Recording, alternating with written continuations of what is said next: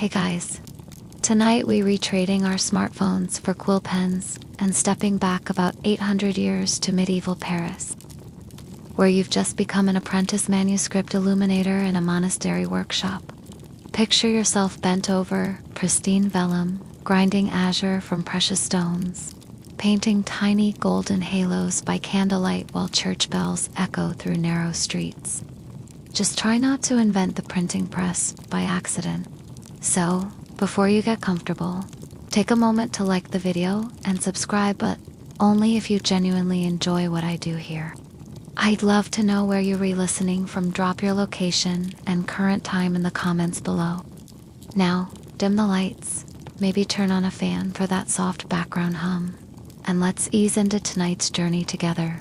The world reassembles itself around you like scattered pieces of stained glass finding their lead lines again.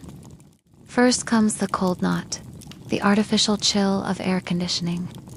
That stone-deep cold that's been soaking into these walls since the reign of Charlemagne. Your modern clothes have vanished, replaced by a rough woolen tunic that scratches at your wrists and a leather apron that smells of oak bark and age. The morning bells of Notre Dame are ringing. Though the cathedral isn't quite the Gothic marvel you might remember from tourist photos, not yet, anyway. It's the year 1201, and the famous flying buttresses are still just ambitious sketches on an architect's table. You're standing in the courtyard of the Abbey of St. Your feet finding their balance on uneven cobblestones still slick with pre-dawn dew. The air tastes different. Here wood smoke and horse dung, fresh bread and tallow, river mud, and something indefinably medieval that modern noses have forgotten how to categorize. A monk approaches through the pearl gray light, his sandaled feet whispering against the stones. His tonsured head gleams like a tiny moon. "Ah, you must be our new apprentice," he says in Latin. Though somehow you understand perfectly one of those inexplicable gifts of time travel. Apparently, I am Brother Claude, keeper of the scriptorium. Master Henri expected you yesterday. You open your mouth to explain, but what would you say? That you're from a world where books reproduce themselves at the touch of a button. Instead, you simply bow your head and murmur something about difficult roads. Brother Claude nods knowingly. The roads are always difficult in this century.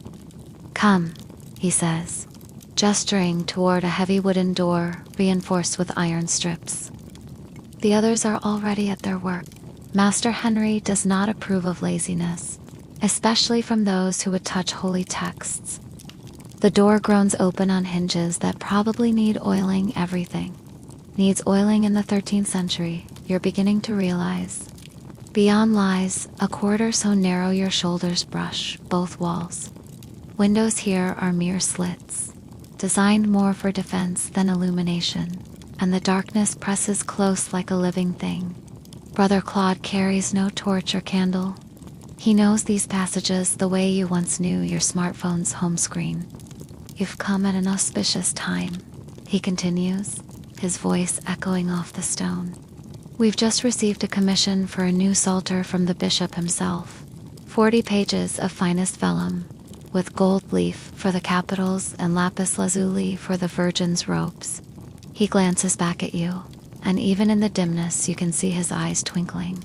Though between us, I suspect the bishop cares more about impressing the Pope's legate than saving souls. Politics never change, do they? You follow him up a spiral staircase, each step worn smooth by centuries of sandaled feet. Your legs, accustomed to elevators and escalators, already feel the burn. Somewhere above, you hear the scratch of quills on parchment, the soft murmur of prayer, the rhythmic grinding of pestle against mortar. Your new life is waiting up there, measured out in ink drops and gold leaf, in bent backs and tired eyes, in the slow transformation of blank pages into treasures that will outlast empires. "Tell me," Brother Claude asks, as you climb, "where did you train? Your letter of introduction was ... rather vague." You mumble something about a small monastery in the countryside, hoping vagueness will save you. He nods again. There are so many small monasteries, after all. And communication is slow in this world without email or phones. A horseman with an urgent message might cover 40 miles in a day. If the weather holds and the roads aren't washed out and brigands don't intervene, your fictional backstory is safe enough. The staircase finally opens into a long room flooded with eastern light. This is the scriptorium, and your first glimpse of it steals whatever breath the stairs haven't already claimed. 20 monks sit at angled desks, their faces bent in concentration over manuscripts in various stages of completion. The morning sun streams through real glass windows. Luxury that speaks to the importance of this work, illuminating motes of dust in the faint haze of incense. The only sounds are the scratch of quills, the occasional cough, and the whisper of pages turning. No talking during work hours, Brother Claude whispers, then Catius himself and smiles. Though, I suppose I'm breaking my own rule. Come, let's find you a desk. The bells ring again, closer this time, and the entire scriptorium transforms in an instant. 20 quills lift from 20 pages in perfect synchronization, like a flock of birds taking flight. The monks cap their ink pots with practiced movements, sprinkle sand over wet letters, and rise from their stools with a collective sigh that speaks of cramped muscles and aching backs.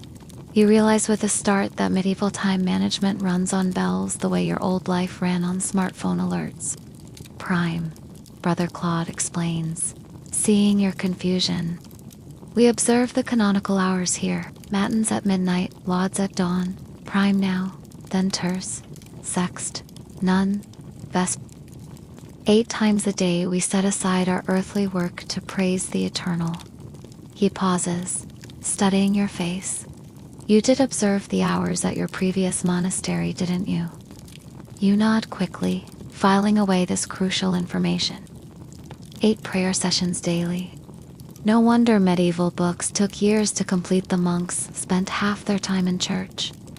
Brother Claude leads you into the flow of brown-robed figures, moving through the corridors like a gentle river. Your stomach growls audibly, and several monks turn to look. When was the last time you ate? Technically, it won't happen for another 800 years. The chapel is smaller than you expected, built for the monastery's 100-odd residents rather than public worship. But what it lacks in size, it makes up for in beauty. Every surface tells a story. Painted saints process across the walls, their halos real gold that catches the candlelight, while carved demons lurk in the corners of capitals, reminding everyone that evil is always waiting. The acoustic is perfect. When the monks begin to chant, their voices blend into something that seems to rise from the stones themselves. Deus in agitatorium meum intend, they sing. O God, come to my assistance. The Latin flows over you like water, and though you understand the words thanks to your temporal translation gift, it's the music that matters. These men have been singing these same notes at this same hour since before the Norman conquest. You try to follow along, mumbling when you don't know the words, but nobody seems to notice or care. New apprentices probably fumble through their first services all the time. The prior leads the prayers with a voice like aged wine, rich and deep and slightly rough around the edges. You learn later his name is Father Sebastian, and that he once taught theology at the new university they're building on the left bank. But he gave it up for the contemplative life, trading scholarly debates for the certainty of prayer. During the psalm, you catch him watching you with curious eyes. New faces are rare here. Most monks arrive as child oblates and never leave. After what feels like hours, but is probably only 30 minutes, the service ends with a collective amen that echoes off the vaulted ceiling. Your knees protest as you stand. Stone floors show no mercy to modern joints accustomed to cushioned kneeling. The monks file out in the same orderly fashion they entered, and you follow the flow toward what your nose tells you must be the refectory. The dining hall is austere, even by medieval standards. Long wooden tables scarred by centuries of use, benches instead of chairs, and not a decoration in sight except for a large wooden crucifix on the far wall. You redirected to sit at the far end of one table, clearly the spot for novices and newer. The monk beside you, barely more than a boy with acne scattered across his tonsure, gives you a shy smile. "I'm Brother Thomas," he whispers, then glances nervously at the head table. "We're not supposed to talk during meals, but nobody enforces it at our end." You're the new illuminator. Before you can answer, the food arrives, and your empty stomach overrides all other concerns. Breakfast is simple but substantial. A thick slice of brown bread that would cost $15 at a modern artisan bakery, a wooden bowl of pottage that's basically oatmeal with bits of leek and herbs, and blessed relief a tankard of small ale. You've read about medieval people drinking beer for breakfast, but experiencing it is different. The ale is weak, barely alcoholic, but safer than water that might carry disease. The bread's better on Sundays, Brother Thomas continues quietly, breaking his own portion into chunks. White bread then, and sometimes honey if the abbey's hives have been productive. He pauses to spoon pottage into his mouth. "Where are you from?" Your accent is ... unusual. You mention your fictional rural monastery again, adding something about regional dialects. It seems to satisfy him. Medieval France is a patchwork of languages and accents, anyway Occitan in the south, Breton in the west, and dozens of local variations. Your strangeness is just another thread in the tapestry. A monk at the head table begins reading from a large book, Augustine's City of God. You realize, though in Latin, it sounds more musical than philosophical. This is entertainment, medieval style. Spiritual literature performed live while you eat. Some monks listen intently, others focus on their food with the dedication of men who know hunger. You fall into the latter category, surprised by how good simple food tastes when you're truly hungry, and there is no refrigerator to raid later. Don't eat too quickly, Brother Thomas advises.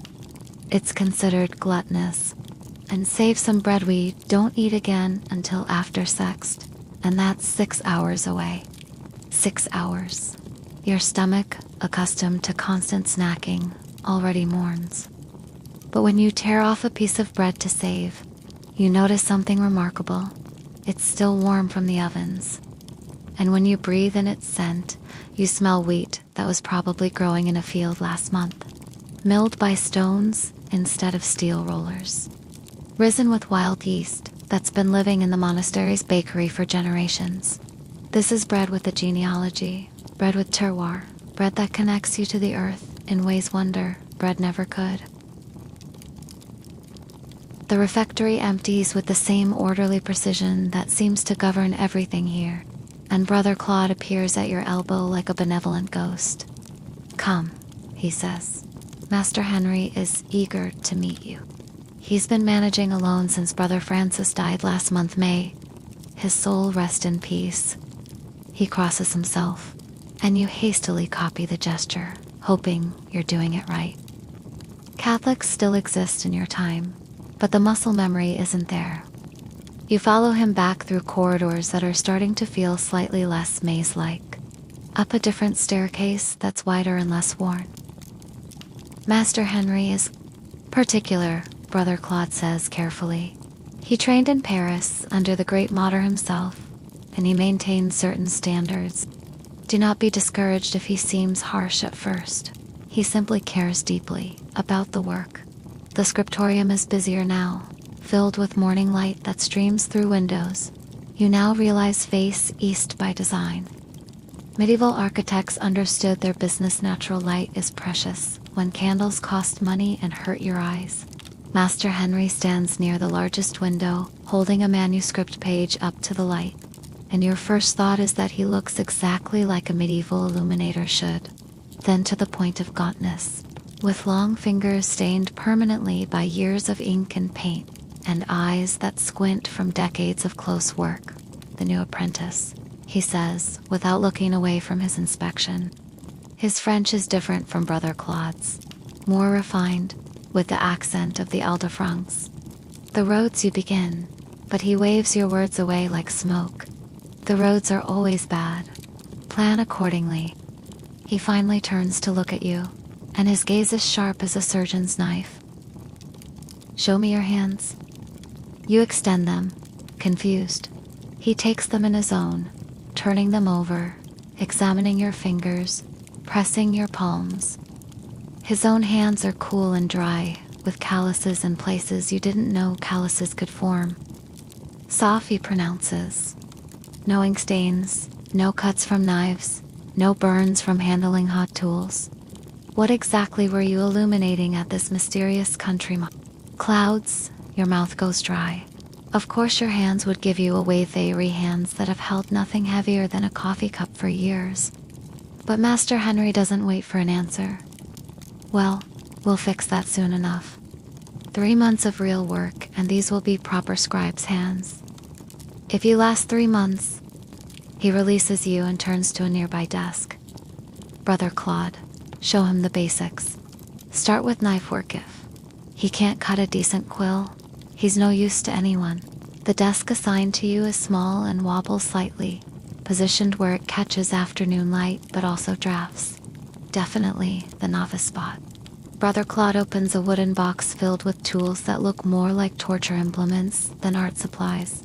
Various knives, some straight and some curved, metal points for ruling lines, burnishers made from polished stone, brushes so fine they might be made from single hairs.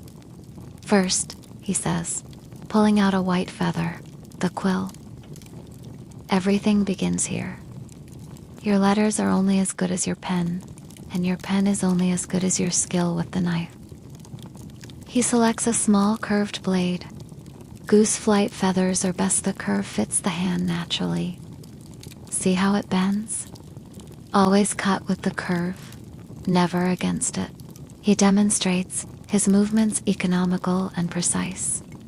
A few swift cuts and what was a feather becomes a writing instrument.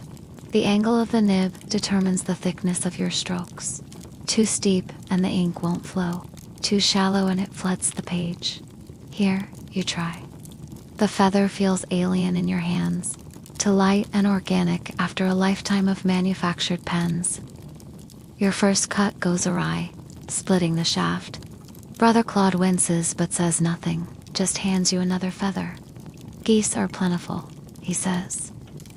Patience less so, but we cultivate what we can. Your second attempt is better, though the nib you produce looks nothing like his elegant example. By the fourth feather, you've managed something that might actually hold ink. Brother Claude nods approval. Not terrible. Practice that cut 100 times and you'll begin to understand it.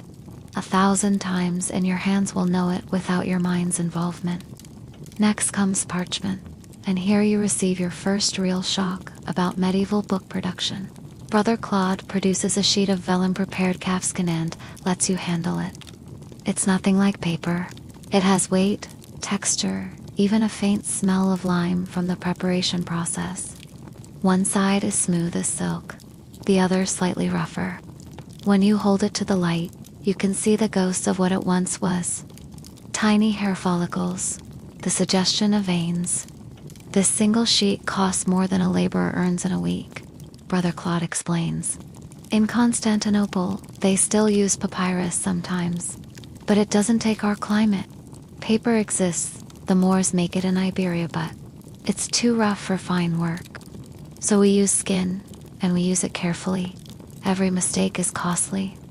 He shows you how to prepare the surface with pumice stone, creating just enough tooth to hold the ink without bleeding. The sound is oddly satisfying, like very fine sandpaper on wood. Some scribes prefer to work the flesh side, some the hair side. You'll develop your own preference, but first, you must learn to rule your lines. This seems simple enough until you try it.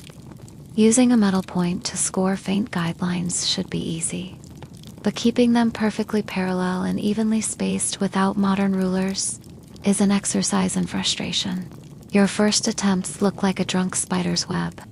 Master Henri glances over, snorts derisively, and returns to his work. The eye must learn to measure, Brother Claude says patiently. In time, you'll space letters without thinking, just as you now breathe without counting. But that time is not today. He produces a wooden frame strung with threads. We use this for important works.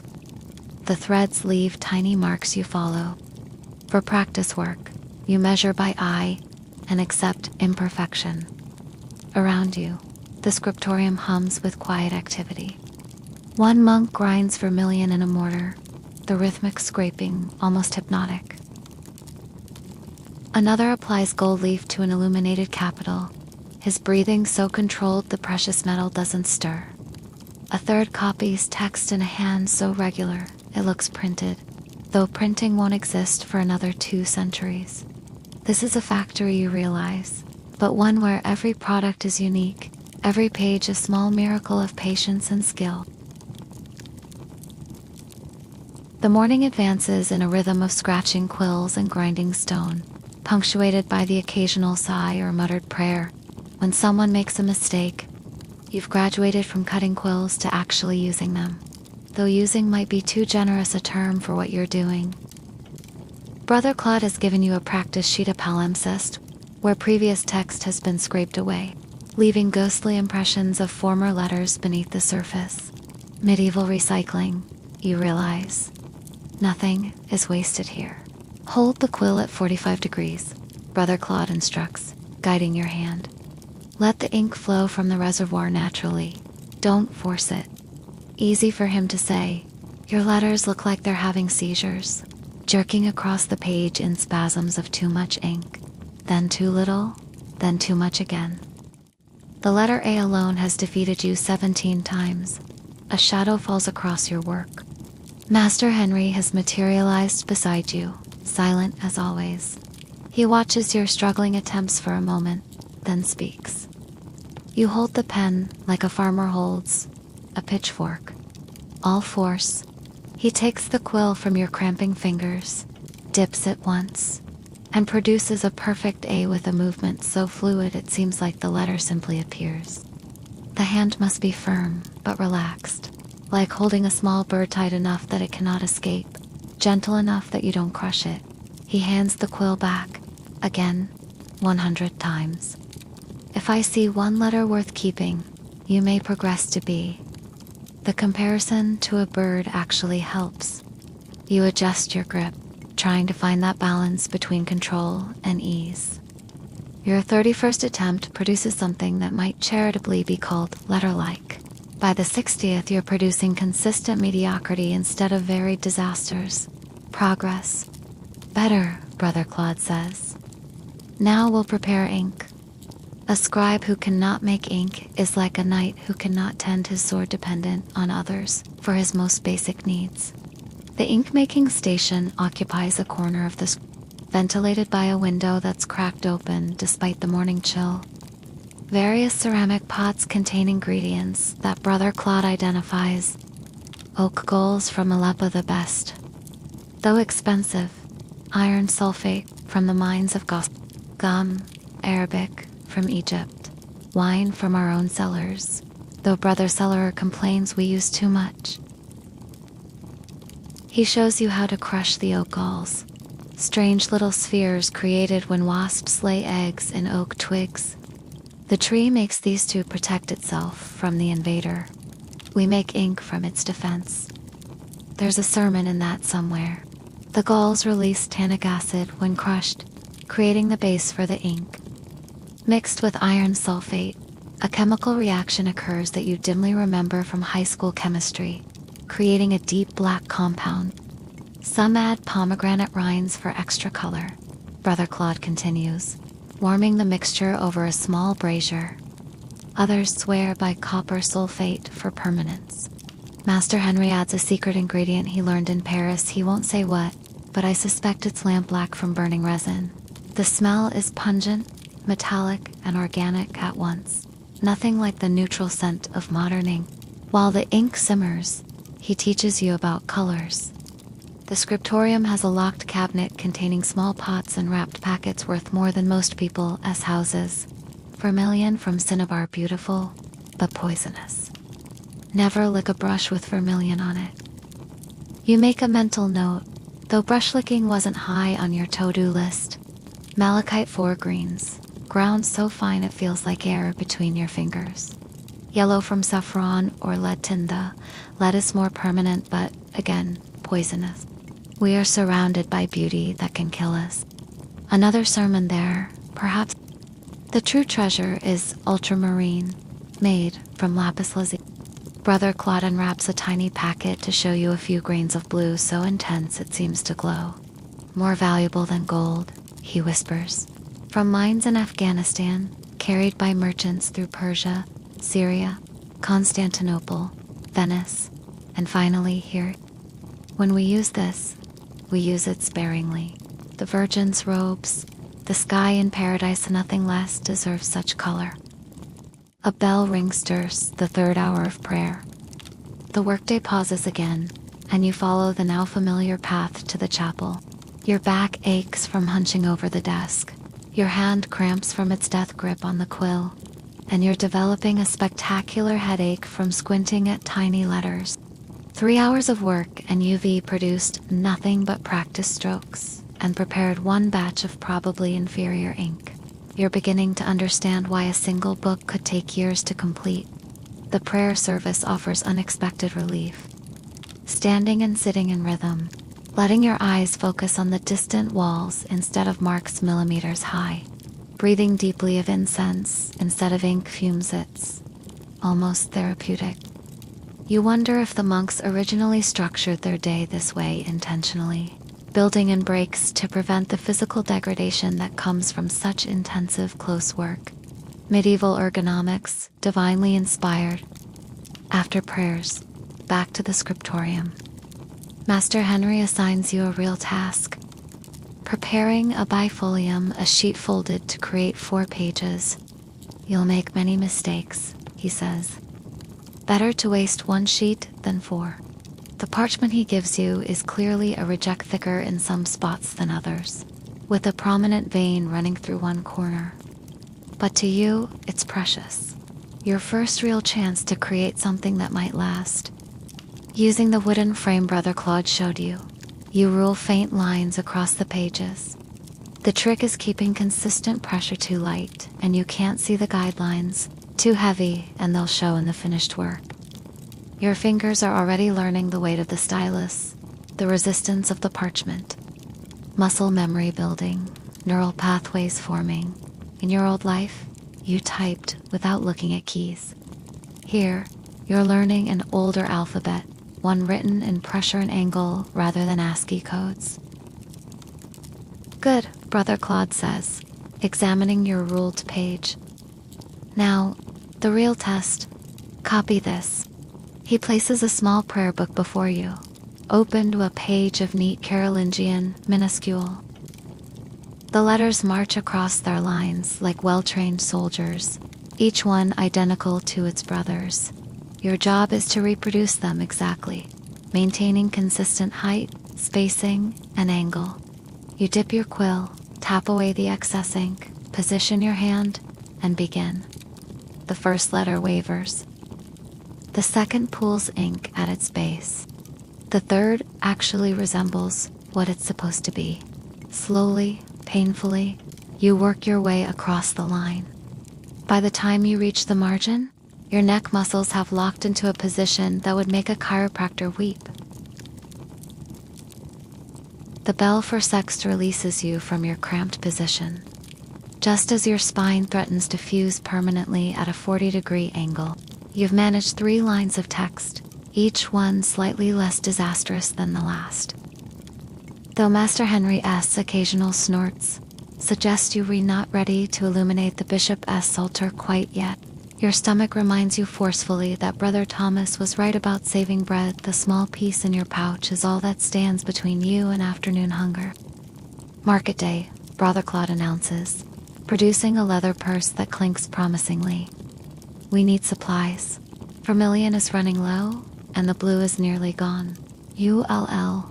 Come with me. A scribe must know how to judge quality in materials as well as use them.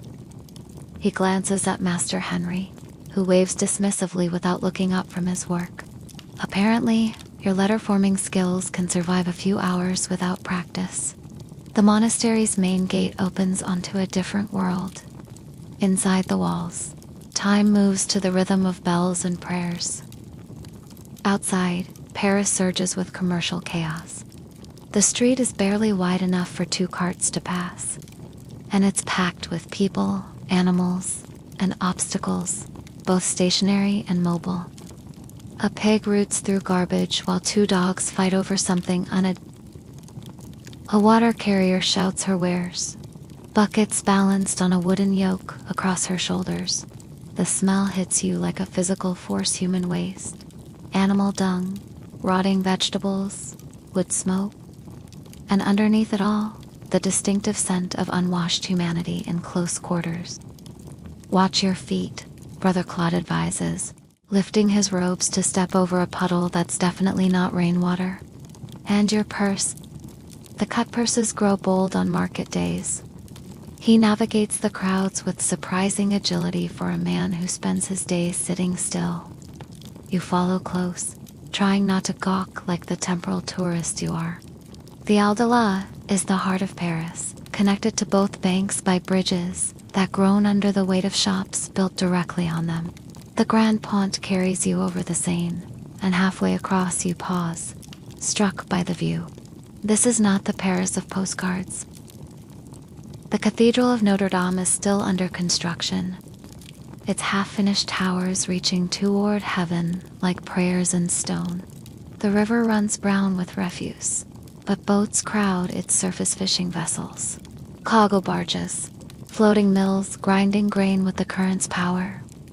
On the left bank, you can see the schools where students gather to debate theology and philosophy, the seed of what will become the Sorbonne. Beautiful, isn't it? Brother Claude says, mistaking your amazement for aesthetic appreciation. Though it was more peaceful before all these students arrived, they drink, they fight, they chase women. But I suppose learning has always been a dangerous business. The market occupies a square near the Chatelet Fortress, and it's sensory overload for someone accustomed to orderly supermarkets. Vendors shout in at least 3 languages: French, Latin, and something that might be Goods pile on rough tables, or spread on cloths directly on the muddy ground. Vegetables you recognize, and many you untaste. Wheels of cheese that smell like feet but probably taste like heaven. Fresh fish that were swimming in the Seine this morning. And hanging carcasses that remind you bluntly where meat comes from. Brother Claude moves purposefully through the chaos toward a section where more specialized merchants cluster. Here, the crowds thin and the goods grow exotic. A spice merchant's stall smells like Christmas and distant land cinnamon, pepper, ginger, things that traveled thousands of miles to reach this muddy square. An apothecary sells herbs and stranger things. Dried beetles, powdered horn, bottles of murky liquid labeled with symbols you don't recognize. Here, Brother Claude says, stopping at a stall draped with rich fabrics. The merchant, a thin man with calculating eyes, brightens at their approach. Brother Claude, how goes the holy work? Slowly but surely, Master Jacob. We need pigments. The usual, plus whatever blue you might have. Master Jacob produces several small pots, unwrapping them with the reverence due to precious things. Vermilion from very pure, malachite from the German mines, and ... double quotes. He pauses dramatically. Genuine ultramarine, just arrived from Venice. Brother Claude examines each pigment carefully, rubbing grains between his fingers, holding them to the light. The vermilion is good. The malachite's, but this blue, are you certain it's genuine? The color seems weak. What follows is a negotiation that would put modern haggling to shame. Master Jacob swears on his mother's grave. Brother Claude questions the merchant's parentage, his honesty, and possibly his species. Voices rise, hands wave. At one point, both men turn their backs on each other in apparent disgust. You're about to intervene when Brother Claude winks at you. Theater, he whispers. He expects it. If I paid his first price, he'd think me simple and raise prices next time. Watch, he'll offer blessed thistle for free to seal the deal. Sure enough, Master Jacob suddenly discovers he has too much blessed thistle and insists Brother Claude take some for the monastery esser. The deal concluded, money changes hands with much sighing on both sides about poverty and hard times. You suspect both men enjoyed every minute. The next stop is the parchment cellar, where Brother Claude teaches you to judge vellum quality. Hold it to the light, see. No thick spots, no holes. Smell it lime, but not too strong. Feel the surface smooth but not slippery. The merchant spreads sheet after sheet for inspection. Some are white as fresh snow, others yellow with age or poor preparation. The finest sheets, thin enough to see through and smooth as silk, cost more than you want to calculate in modern money. For the bishop's psalter, Brother Claude says, and the merchant produces special sheets from a locked chest. From unborn calves, he says reverently, the skin is finer than any other. The thought makes your modern sensibilities squeamish, but you can't deny the quality. The vellum feels like flower petals between your fingers.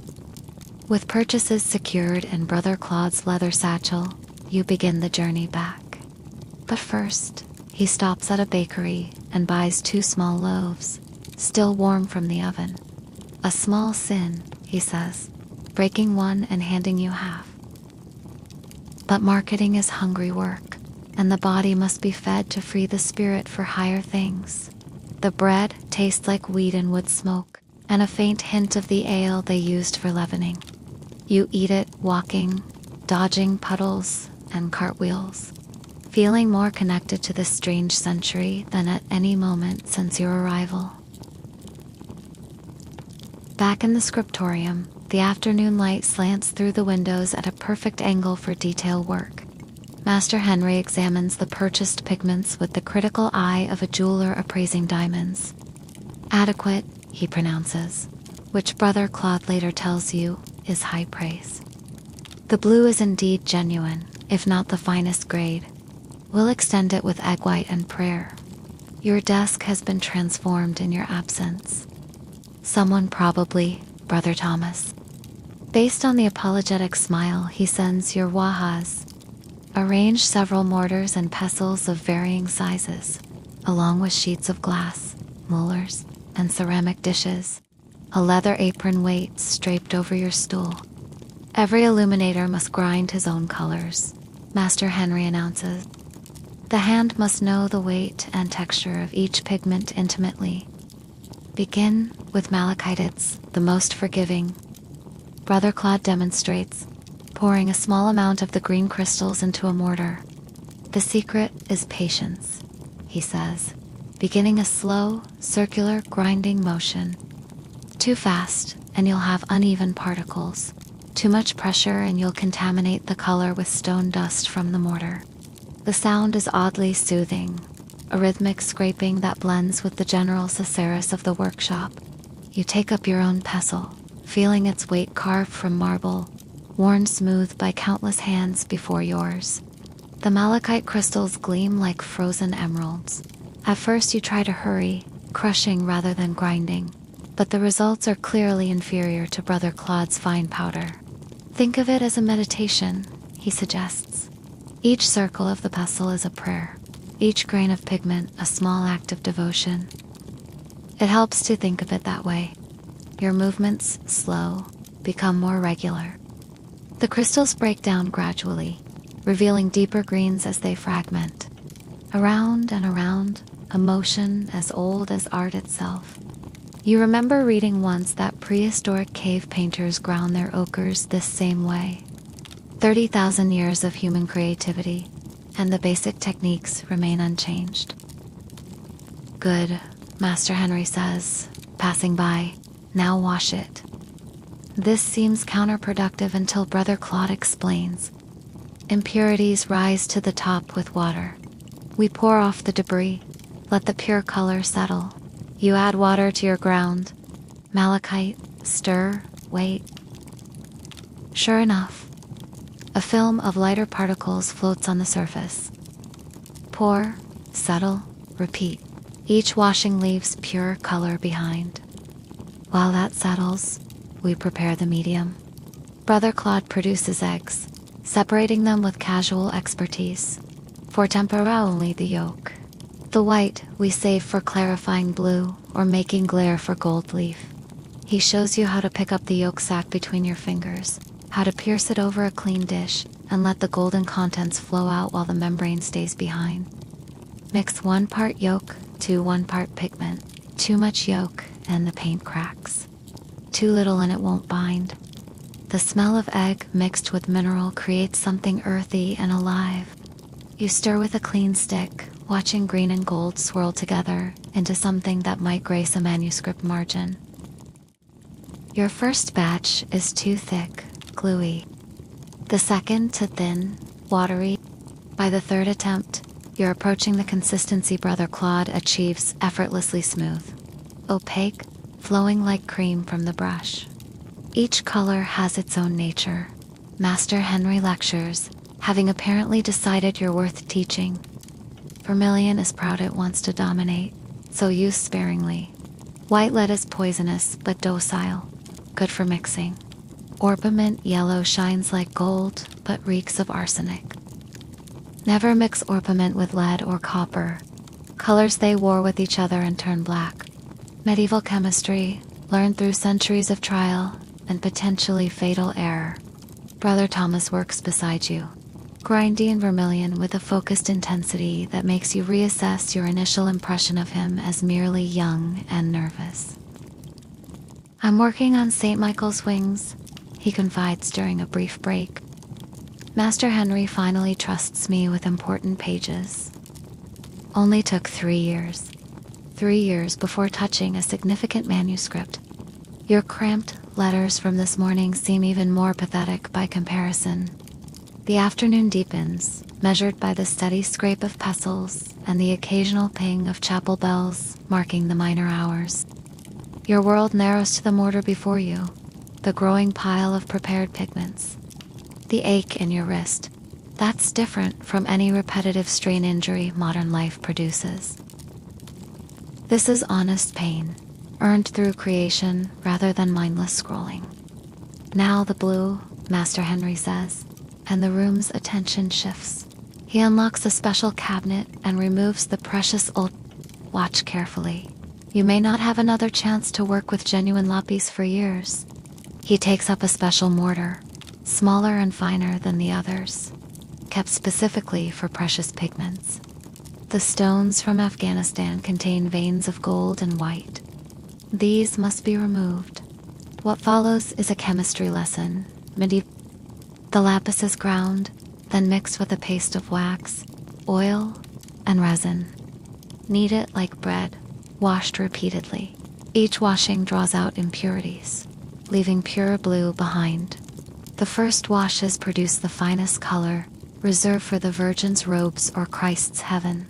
Later washes yield progressively grayer blues, still valuable but relegated to less prominent uses. In Venice, they guard this process like a state secret. Master Henri says, working the blue paste with practiced hands. I paid 2 years' wages to learn it from a master there. Now you learn for free, so remember well. You watch every movement, trying to burn the process into memory. The thought strikes you that you're witnessing techniques that will be lost to history, replaced by synthetic pigments and industrial processes.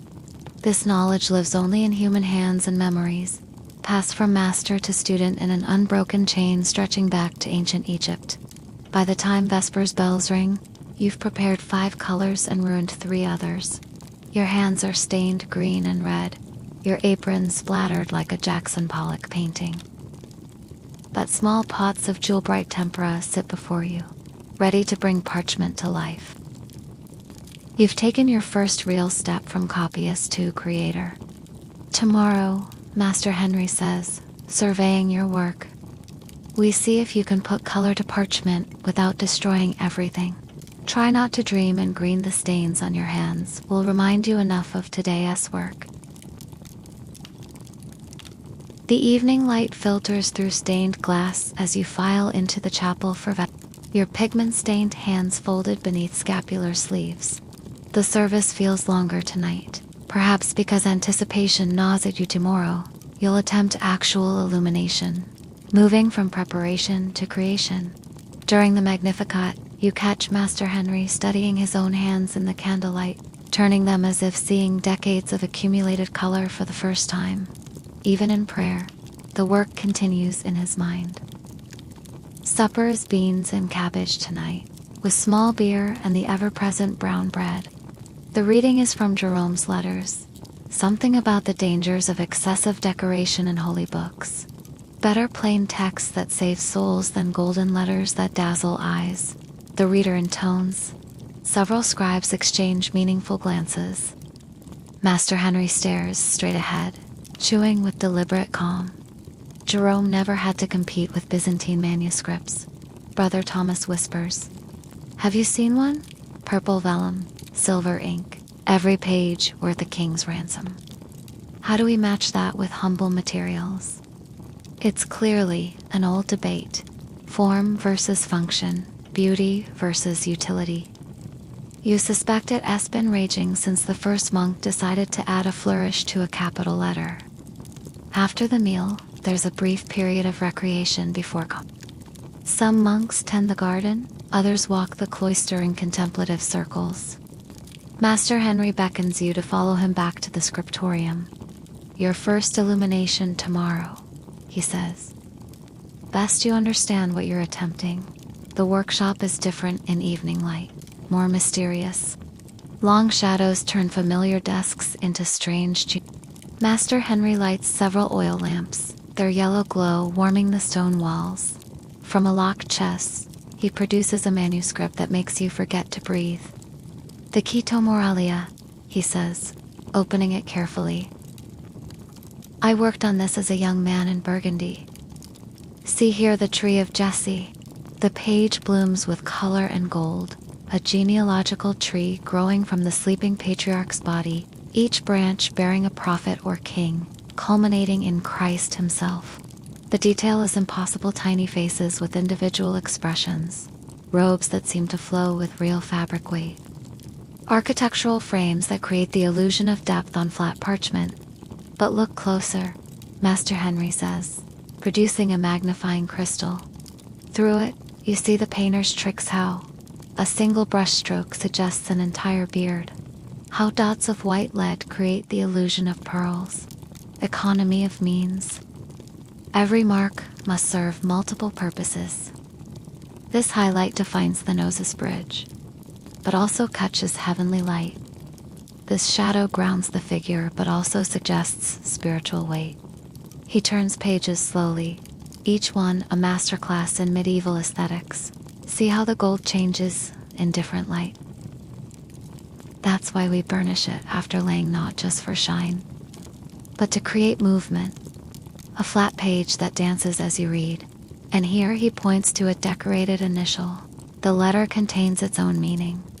I for in principio, but shaped like a Tower of Babel for a text about human pride, layer upon layer of significance. You lean closer, mesmerized. In your time, you've seen these manuscripts in museums, behind glass, roped off from curious hands. Here, you can smell the parchment. See where the artist's hand trembled slightly. Notice the pinpricks used to transfer the design. It's overwhelmingly human. This treasure made by mortal hands for immortal purposes. Your first attempt will be nothing like this, Master Henri says, closing the book with gentle finality. You'll illuminate a single letter, perhaps add some vine scrollwork, if your hand proves steady. But even the smallest decoration carries responsibility. Some monk will pray over your work, Some soul may find God in the curve of your letter. Paint accordingly. He assigns you a practice text, a common prayer everyone knows, so mistakes in copying won't mislead anyone. The letter P for Paternoster, he decides. Large enough to work with, simple enough in form. Draft your design tonight. Tomorrow, we see if your grinding was worth the effort. You spend the remaining time before Compline sketching, erasing, redesigning. A simple P becomes a universe of possibilities, should the stem be straight or curved. The bowl perfectly round or slightly flattened. Brother Thomas peers over your shoulder, offering suggestions. Vines are traditional, maybe a small bird. Though Master Henri says, my birds look like flying potatoes. By the time the bell summons you to the day's final prayers, you've produced a design that's perhaps overly ambitiously lettered, surrounded by acanthus leaves, with a tiny saint's face in the bowl. Master Henri would probably prefer something simpler, but excitement overrides caution. Tomorrow, you'll paint. Tomorrow, you'll add your small mark to the great river of medieval artistry. Compline pauses in a blur of psalms. Your mind keeps drifting to pigment consistency, brush angles, the exact shade of green for those acanthus leaves. When the grand silence begins, no talking until morning, prayer sits almost a relief. No more advice, no more warnings, just you and your anticipation. Your cell is small and spare. A straw mattress, a rough blanket, a chamber pot, and a small window that admits more cold than light. But after the day's work, the thin mattress feels luxurious. You examine your hands in the moonlight, still green stained, with new calluses forming where you grip the pestle. Working hands now, different from the soft appendages that arrived this morning. Sleep comes slowly. When it does, you dream in color malachite forests, vermilion suns, ultramarine seas that cost more per drop than gold. In the dream, you're grinding pigments, but they refuse to become powder, growing larger with each pestle stroke until you're surrounded by gem-right boulders. You wake just as a lapis mountain threatens to topple, heart racing with the particular panic of deadline anxiety. Even in the 13th century, apparently, artists have performance dreams. The mattress rustles as you shift, trying to find a position that doesn't aggravate muscles you didn't know you had. Somewhere in the monastery, a monk coughs. Another mutters in his sleep prayers or worries. Impossible to tell. Through your window comes the sound of Paris, never quite sleeping. Dogs barking. Cats fighting the creak of wheels on some illicit midnight errand. The city pulses with life, even as the monastery wraps itself in sacred silence. Tomorrow, the word beats in your mind like a bell. Tomorrow you begin becoming what this strange time-shifted fate has decided. ULLB. An illuminator of a decorator of dreams, a minor participant in major history. Your modern self would laugh at the career change from whatever you were to this. But your modern self never ground malachite into perfect green, never felt vellum smooth as silk beneath searching fingers. The monastery bell tower marks matins in the distance. 3 hours until lauds, when your new day begins. You close your eyes and try to rest, but your mind keeps painting that perfect P. Over and over, each version more elaborate than the last. The chapel is cold enough to see your breath during lauds. Each exhalation, a small prayer made visible. You've barely slept, but anticipation burns away, fatigue like morning sun through mist. During the psalm, your fingers trace invisible letters on your thigh, practicing the movements you'll need for painting. Master Henri notices and frowns, but says nothing. Perhaps he remembers his own first illumination, the terror and joy of it. Breakfast brings unexpected luxury white bread, usually reserved for Sundays, and a small pot of honey. Feast of St. Augustine, Brother Cellarer explains, ladling extra portions. He who illuminated souls with words. Fitting, no. The honey tastes like summer captured in amber, and you savor it knowing lunch is 6 hours away. Your fellow scribes seem in good spirits, the feast day breaking their usual morning solemnity. I remember my first illumination, Brother Adelard says, breaking the usual silence. He's ancient by medieval standards, probably 50, with eyes clouded by decades of close work. A capital D for My hand shook so badly I had to scrape the gold off 3 times. Master threatened to make me eat the wasted leaf. Others chime in with their own disaster-smeared ink, colors that turned muddy, a famous incident involving a cat and an entire pot of vermilion. The worst was Brother Felix. Master Henri contributes, surprising everyone. 20 years ago. Spent 6 months on a crucifixion scene. Beautiful work, Christ's suffering rendered in heartbreaking detail. Then he decided it needed more blood. Added so much, read the vellum couldn't hold it. Whole page bled through to the next 3 sheets. He pauses. We bound it anyway. The Avia Cluny has it still. They say the bleeding pages perform miracles. Walking to the scriptorium after breakfast, Brother Claude pulls you aside. Don't let their stories worry you. Everyone fails at first. The question is how you fail with timidity or ambition. Master Henri prefers ambitious failures. Easy for him to say. He's not the one about to potentially destroy expensive vellum with ham-fisted painting. Your desk has been prepared with mathematical precision. The parchment stretched on a small frame to prevent buckling. Your pigments arranged in shallow shells, each color mixed to perfect consistency. Brushes laid out by size, some so fine they seem to be single hairs. Others broad enough for washes. The sketch you made last night has been pricked with tiny holes along the main lines, ready for transfer. Pouncing, Master Henri explains, demonstrating with a small bag of charcoal dust. Tap gently over the holes. The dust transfers your design to the final surface. More accurate than freehand, more forgiving than direct drawing. The process seems almost magical. Tap, tap. And slowly your P appears on the virgin parchment like a constellation of dark stars. Now, the gold. Always gold first, it's messier than paint. He produces a small cake of gesso chalk mixed with sugar, fish glue, and other binding agents.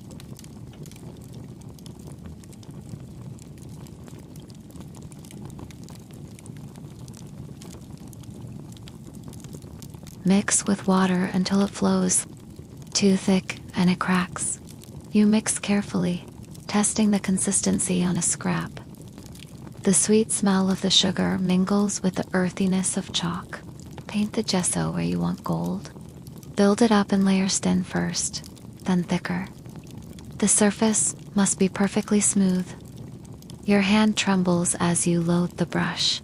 The first stroke wavers slightly, but the gesso is forgiving, flowing into place. You outline the main vertical of the P, then fill it in with careful strokes. The white stands out starkly against the pale parchment. Good. Now wait. This is the hardest part. The gesso must dry completely, but not too much, still slightly tacky when you apply the gold. Master Henri times it by counting paternosters, usually 3 in summer, 5 in winter. Today, probably for... You mumble through the prayers, watching the gesso's surface change from wet shine to matte white. The gold leaf comes wrapped in parchment, each sheet thinner than breath. Never touch it directly, Master Henri warns. The oils from your skin will make it stick where you don't want it. He demonstrates the technique, breathing on the gesso to add moisture, then laying the gold with a special brush. The leaf clings to the damp gesso like a lover's embrace. Your turn. The breathing feels strangely intimate, adding part of yourself to the manuscript. The gold leaf fights you, trying to stick to everything except where you want it. Your first attempt wrinkles. The second tears, but the third settles perfectly, and when you burnish it with a smooth agate, it blazes to life like trapped sunlight. Acceptable, Master Henri says, which from him sounds like a fanfare. Now, the painting. Remember thin layers. Build color slowly. The parchment must breathe. You take up the smallest brush, load it with the malachite green you ground yesterday. The first touch of color to parchment is terrifying and wonderful. The green flows exactly as Brother Claude promised, neither pooling nor streaking. Acanthus leaves begin to curl around your golden letter, each one a small victory of hand and eye coordination. Your leaves look like seaweed, Brother Thomas comments during a break. But elegant seaweed, you'll take it. Compared to his flying potato birds, elegant seaweed is practically praise. Around you, the scriptorium continues its quiet work. Someone hums technically forbidden, but it's Augustine's feast day and rules relax slightly. The tune is unfamiliar, probably a hymn that won't survive to your time, but its rhythm matches the stroke of brushes. By midday, the gold gleams, the green acanthus curls, with something approaching grace. And the tiny saint's face in the bowl only slightly resembles a surprised fish. Yvette added red berries among the leaves, dots of vermilion that pop against the green like drops of blood. Or maybe pomegranate seeds, if blood seems too dramatic for a simple paternoster. Now the background, Master Henri instructs. Ultramarine, thinned with egg white. Create depth without overwhelming the letter. This is the expensive part. Each brushload of blue costs more than a laborer's daily wage. You thin it carefully, testing on scraps, until the color whispers rather than shouts. The background goes on in careful washes, darker at the edges, lighter near the letter. It's like painting the sky in reverse darkest at the horizons of your tiny parchment world. A bell rings sext, the 6th hour. Your back screams as you straighten, and your painting hand has developed a tremor from sustained tension. But there on the desk lies your first illumination, a golden pea wrapped in green vines, floating in a sky worth a small fortune. It's not perfect, the saint's face still disturbs, and one acanthus leaf seems to be making an obscene gesture, but it's yours. Tomorrow you'll start your first real assignment, Master Henri announces. A book of hours for a merchant's wife. Simple decorations only, she's paying for piety, not glory. But that's tomorrow. Today, you've joined the great chain of illuminators, stretching back through centuries. Today you've trapped light on a page and made it dance. The candles multiply as darkness claims the workshop. After vespers and a supper of fish stew, those with pressing work return to their desks. The scriptorium transforms and candlelight shadows deepen. Gold leaf flickers like captive fire, and the whole room takes on the quality of a cave devoted to secret mysteries. Master Henri assigns you a new task. Practice your letter forms by candlelight. If you can maintain consistency in poor light, daylight work becomes child's play. Brother Claude provides you with a thick candle and a wooden holder. Beeswax and tallow mixed, he explains. Pure beeswax is for the altar. We make do with smoking tallow, though it's hard on the eyes. The flame wavers with each breath, making your parchment seem alive, writhing beneath your quill. Your letters dance drunkenly across the page. The trick, says Brother Adelard from the neighboring desk, is to position the candle just so. He demonstrates, placing his light high and to the left. The shadows fall away from your hand, and this, he produces a curved piece of polished metal, reflects light back onto the page. My own invention, well, borrowed from the Arabs, who borrowed it from someone else.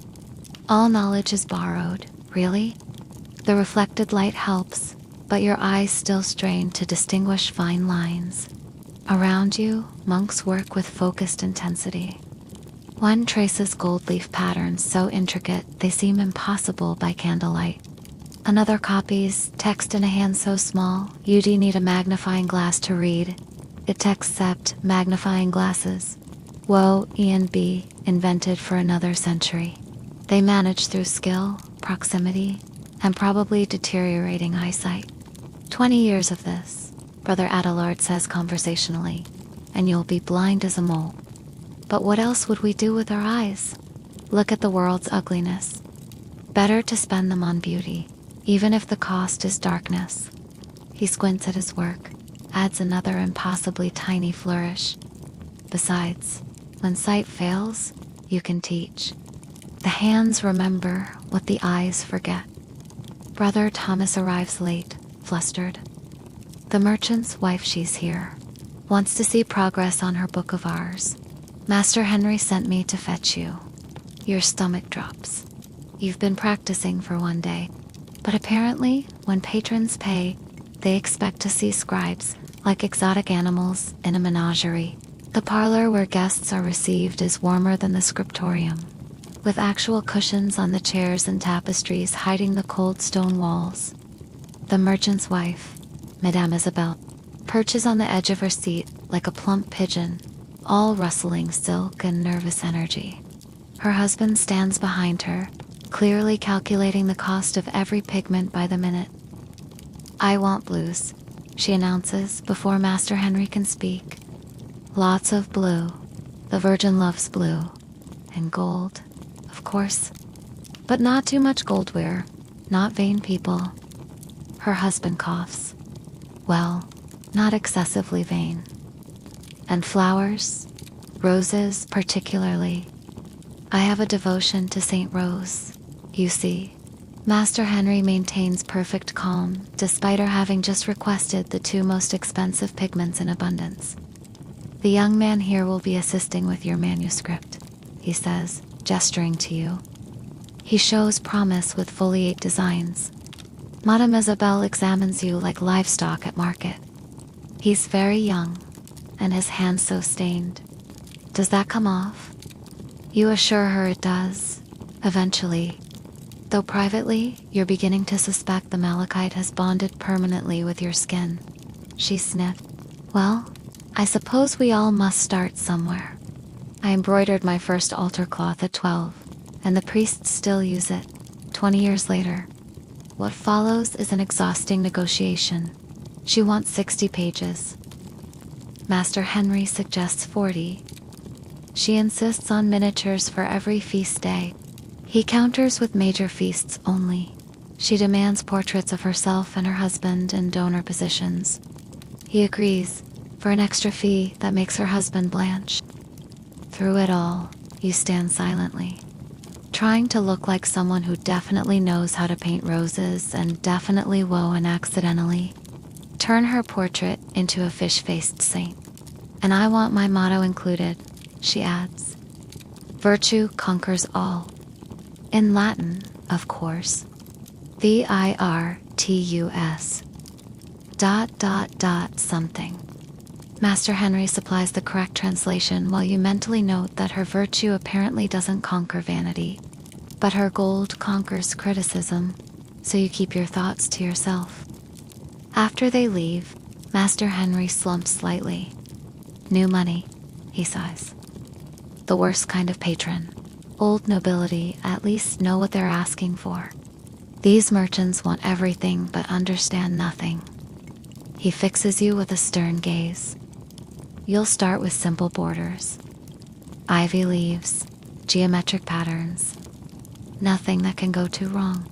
Practice roses tonight, you notice, if they're poor. Back in the Candlelight scriptorium, you attempt roses. They look more like cabbages. Brother Thomas, taking pity, shows you his technique. Think of them as spirals, not circles. Start from the center, work outward. Each petal overlaps the last. His roses bloom naturally from the brush. Yours wilt before they're born. Here's a secret, Brother Claude says, passing by. Cheat. Keep a real rose on your desk, even dried. Study how the petals actually arrange themselves. God put the geometry there, we just copy it. He produces a pressed rose from his prayer book, brown with age, but still holding its essential structure. From Rome, a brother brought it back from pilgrimage. I trace its shadows when I need to remember. You spend the next hour staring at that pressed rose, trying to understand its logic. How does flatness suggest fullness? How do simple curves imply complex steps? The candle burns lower, tallow smoke stinging your eyes. Your practice roses gradually evolve from vegetables to something better, Master Henri says, making his rounds. But roses can wait. First, you must master the basic structures. Here, he takes your quill, demonstrates with quick, sure strokes. The geometric border, foundation of all illumination. Circles become flowers, squares become gems, triangles become thorns. Everything builds from simple shapes. He's right, of course. Once you see the underlying geometry, decorative patterns start making sense. A border isn't random, prettiness, it's mathematics made beautiful. Proportions balanced against each other in visual harmony. You practice circles until they flow naturally, squares until they're actually square, triangles until they could cut. My eyes, Brother Adelard announces suddenly, rubbing them, swimming like fish in wine. Time for Compline, thank Christ. Others murmur agreement. The human eye wasn't designed for such close work by candlelight, and everyone's reaching their limit. You blink, realizing your own vision has narrowed to the small circle of light on your desk. The rest of the world faded away hours ago. Standing brings a wave of dizziness. How long have you been hunched over? Your spine protests, your neck creaks, your writing hand won't fully uncross. This is the physical price of manuscript illumination each. Beautiful page paid for in small bodily agonies. But looking at your practice sheet, covered in increasingly competent geometric patterns and almost roses, you feel a satisfaction no modern work ever provided. Tomorrow, real work begins. Master Henri reminds everyone. The merchant's book won't illuminate itself, and she'll be back next week, expecting miracles. Groans arise from various desks. Impatient patrons are apparently eternal, whether they're demanding instant websites or immediate illuminations. The morning arrives gray and drizzling, Paris weather at its most water leaks through the scriptorium's windows, requiring strategic placement of bowls to protect precious manuscripts. Master Henri surveys the damage with the resignation of long experience. Move the desks. Again. Brother Celara promises repairs. Again. Perhaps by the second coming. The rearrangement disrupts the workshop's careful organization, but everyone adapts with practiced efficiency. You're assigned a corner desk away from the worst leaks, with good northern light when the clouds thin. Before you lies the first gathering of Madame Isabel's Book of Arze, pages of pristine vellum folded and nested, waiting for transformation. The text has already been copied by a senior scribe in Gothic textura, each letter a small architectural monument. Your job is to add the decorative borders, she demanded, starting simple and building complexity as your skills improve. Remember, Master Henri instructs, consistency matters more than brilliance. Better a manuscript of modest but uniform decoration than one with 3 masterpieces and 40 disasters. He provides you with a pattern, book sheets showing standard designs for borders, corners, line. Copy these exactly until your hand knows them. Innovation comes after The first border is terrifying. Real commission, real consequences. You rule faint guidelines with a lead point, then begin with the simplest pattern. Alternating ivy leaves in blue and red. The first leaf wavers. You scrape it off carefully with a knife, thanking God for vellum's forgiving nature. The second attempt is better. By the 10th leaf, your hand has found its rhythm. Pinch the brush here, Brother Claude suggests, adjusting your grip. Let it rotate naturally as you form the curve. The brush wants to make beautiful marks. Your job is not to prevent it. This sounds like mysticism, but when you relax your death grip, the leaves do indeed flow more naturally. Tools know their work, if you let them. Mid-morning brings unexpected drama. A messenger arrives, mud-splattered and breathless. From the bishop, he announces, handing Master Henri a sealed letter. The workshop holds its collective breath as he reads. His face shifts through several expressions: surprise, calculation, worry before, settling on resigned determination. His grace requires the Psalter by Christmas, not Easter, as agreed Christmas. A collective intake of breath. That's 3 months early, an impossible deadline by any reasonable standard. He wishes to present it to the Pope's legate politics, you realize. The eternal pressure of impressing superiors with material goods. We'll need to work in shifts, Master Henri decides. Day and night. 2 teams, 6 hours each. Volunteers. Every hand rises. The prestige of working on a bishop's psalter outweighs exhaustion. Plus, you suspect there's pride involved. Other scriptoriums have probably been asked and failed. If this workshop delivers, their reputation soars. The morning's work takes on new urgency. Your simple ivy borders seem trivial compared to a papal gift, but Brother Claude reassures you. Every great work is built from small Your borders free Master Henri for complex illuminations. Where all stones in the arch remove one and the whole collapses. Then, the merchant arrives. Not Madame Isabel, but her husband, Master Guillaume. He's the kind of man who announces his wealth through restrained fine wool instead of silk, silver buttons instead of gold, but everything perfectly cut and spotlessly clean. He examines your work with a jeweler's loupe, which shouldn't exist yet, but apparently does. Adequate, he pronounces, which from a merchant is probably high praise. My wife has elaborate tastes. Try to satisfy them without bankrupting us. The blue especially, perhaps it could be suggested rather than He's trying to cut costs without admitting it. Master Henri nods diplomatically while mentally calculating how to stretch ultramarine even thinner. I've brought something, Master Guillaume adds, producing a small wooden box. Inside, cushioned in wool, lies a cake of what looks like solid sapphire from my factor in Venice. Perhaps this could offset some costs. Master Henri's eyes widen. It's easily worth a year's wages. Master Guillaume shrugs. Ideal in spices. Colors are similar rare substances from distant lands. This came as partial payment for pepper debts. The workshop atmosphere shifts. A patron who provides his own materials is rarer than unicorns.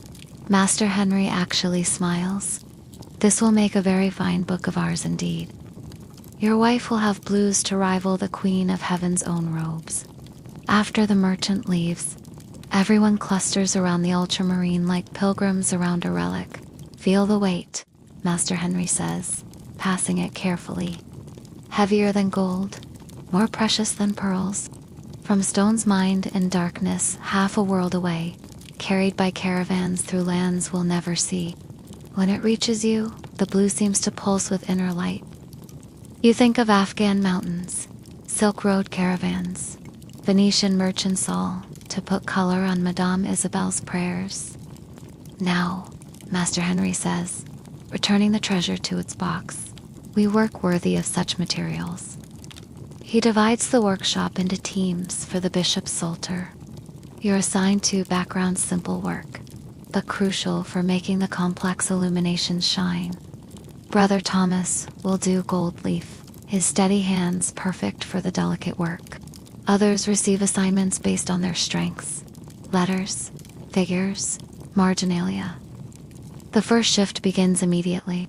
The normal measured pace becomes focused urgency. Quills scratch faster, pigments grind finer. Gold leaf flies onto gesso like autumn leaves in a windstorm. You work on your merchant's borders when not needed for the psalter, developing a rhythm between the two projects. Simple ivy for her, complex backgrounds for him. Your hands learn to switch between styles like a musician changing keys. Music, Brother Adelard says during a brief rest. That's what we're making. Visual music. See how the patterns repeat and vary, how colors harmonize or create tension. A manuscript sings, if you have ears to see. He's been working too long mixing since, but you understand. The best pages do have rhythm, melody, even silence in their empty spaces. Lunch arrives at the desk, bread and ale, eaten while working. Crumbs are the eternal enemy of manuscripts, so everyone develops techniques for eating without disaster. Torn pieces transferred directly to mouth, ale sipped between paragraphs. One hand always clean for emergencies. You drop exactly one crumb on your border and spend 10 minutes carefully extracting it without smudging. By afternoon, the Psalter's first pages are taking shape. Master Henri works on a Christ in majesty that makes everyone pause to watch. His brush moves like water, laying in shadows that give flesh dimensionality. The face emerges feature by feature, stern but compassionate, divine but somehow human. This is master-level work, the kind apprentices dream of achieving someday. Don't gawk, he says without looking up. Work, excellence is contagious. But so is laziness. Everyone returns to their tasks, but the standard has been set. Even your simple ivy leaves gain new precision, inspired by proximity to genius. The week progresses in a blur of pigment and prayer, your life falling into rhythms dictated by bells and deadlines. The bishop's psalter consumes the workshop's energy, but your merchant's book of hours advances too, one careful border at a time. Thursday brings a new challenge. Preparing vellum for the workshop's increased needs. Master Henri decides you're ready to learn this fundamental skill. Parchment makers do the heavy work, Brother Claude explains, leading you to a side room where stretched skins dry on frames. But we do the final preparation. Each skin must be perfect, smooth as silk, white as snow, thin as breath. The skins before you are good, but not perfect. Patches of yellow discoloration, tiny holes where parasites lived, ridges from poor scraping. First, we repair. He shows you how to patch holes with tiny pieces of matching vellum, glued with fish, bladder adhesive. The smell is indescribable, organic, and wrong. Small holes we leave. The text flows around them like water around stones. But large ones would interrupt reading, so we fix. Your first patches are obvious, like poorly darned socks. His are invisible unless you know where to look. Next comes pumicing, the most meditative part. You take a block of pumice stone, worn smooth by use, and work it across the skin in circular motions. Feel for rough spots, Brother Claude instructs. The skin tells you where it needs work. It's surprisingly therapeutic, this grinding away of imperfections. Yellow stains fade, rough patches smooth. The whole surface becomes uniformly accepting of ink. In winter, this warms you. Brother Adelard calls out, working his own skin. In summer, it's torture. Pumice dust everywhere in your lungs, your food, your dreams. He coughs dramatically to illustrate, but see the result. Like fresh snow, waiting for our tracks. The final step is sizing, brushing the surface with a thin solution of egg white or diluted glue. This prevents ink from bleeding, creating crisp lines instead of fuzzy spreads. You practice on scraps first, learning the exact consistency needed. Too much size and the ink beads up. Too little and it spreads like spilled wine. The perfect amount creates a surface that accepts ink eagerly but precisely. Some add chalk for extra whiteness, Brother Claude says. Others prefer the natural color. Master Henri insists on testing each bacchetta and nickel preparation can yield different results, depending on the animal, its diet, the season of slaughter. Medieval quality control, exacting as any modern standard. By the time you've prepared 3 full skins, your arms ache and you're covered in pumice dust. But the vellum sheets are transformative, creamy white, smooth as glass, ready to receive whatever wisdom or beauty the scribes provide. You understand now why books cost fortunes. Every page represents hours of labor before a single letter appears. Good work. Master Henri approves, running his fingers across your prepared sheets. These will do 4 text pages. For illuminations, we'll need finer still. But this suffices for learning. High praise indeed. You're beginning to decode his vocabulary. Adequate means good. Sufficient means excellent. Good work means exceptional. Friday brings the feast of Saint Denis, patron of Paris, and with it a surge of civic pride. The workshop receives special dispensation to work through the feast. The bishop's deadline overrides normal religious observance. But the mood is festive, despite the labor. Someone smuggles in honey cakes from the fair outside, and Master Henri pretends not to notice when they're shared around. Denis was beheaded, Brother Thomas notes cheerfully, outlining a particularly elaborate capital. Picked up his head and walked 6 miles, preaching the whole way. Now that's dedication to spreading the word. We just get sore backs. This provokes a theological discussion about whether a severed head could actually preach, which Master Henri ends by noting that martyrs transcend natural law, so debating physics is pointless. Your ivy borders have evolved into something more complex: grapevines now, with tiny clusters of fruit rendered in purple made from folded woad and Brazil wood. Madame Isabel specifically requested grapes for the Eucharist, she'd said, though you suspect she just likes wine. Each grape requires 3 tiny brushstrokes: base, color, shadow, highlight. Your eyes burn from the concentration, but the effect is worth it. You're improving, Master Henri observes, then adds the crusher. Don't let it go to your head. Pride is the illuminator's greatest enemy. The moment you think you've mastered something, you stop seeing your mistakes. He points to a grape that's slightly lopsided. You hadn't noticed, but now can't unsee it. Back to the knife for scraping and Saturday intensifies the pressure. The bishop's messenger returns, wondering about progress. Master Henri shows him the completed page is only 12 so far, with over 100 to go. The messenger frowns. His Grace hopes for miracles, Master Henri says dryly. We provide merely excellent. If he wants faster, may we suggest divine intervention? The messenger leaves unsatisfied, and work continues at its human pace. Your current task is backgrounds for a nativity scene. Simple geometric patterns in muted colors that woe and compete with the main figures. It's harder than it looks, this deliberate restraint. Every instinct wants to add more color, more detail, but the background must remain background. Think of yourself as a servant, Brother Claude advises. Your patterns serve the greater image. Too bold and you shout down your master. Too timid and you offer no support. Find the middle way. Medieval psychology through art theory. Everything here carries multiple meanings, practical and spiritual intertwined. The afternoon brings a minor crisis.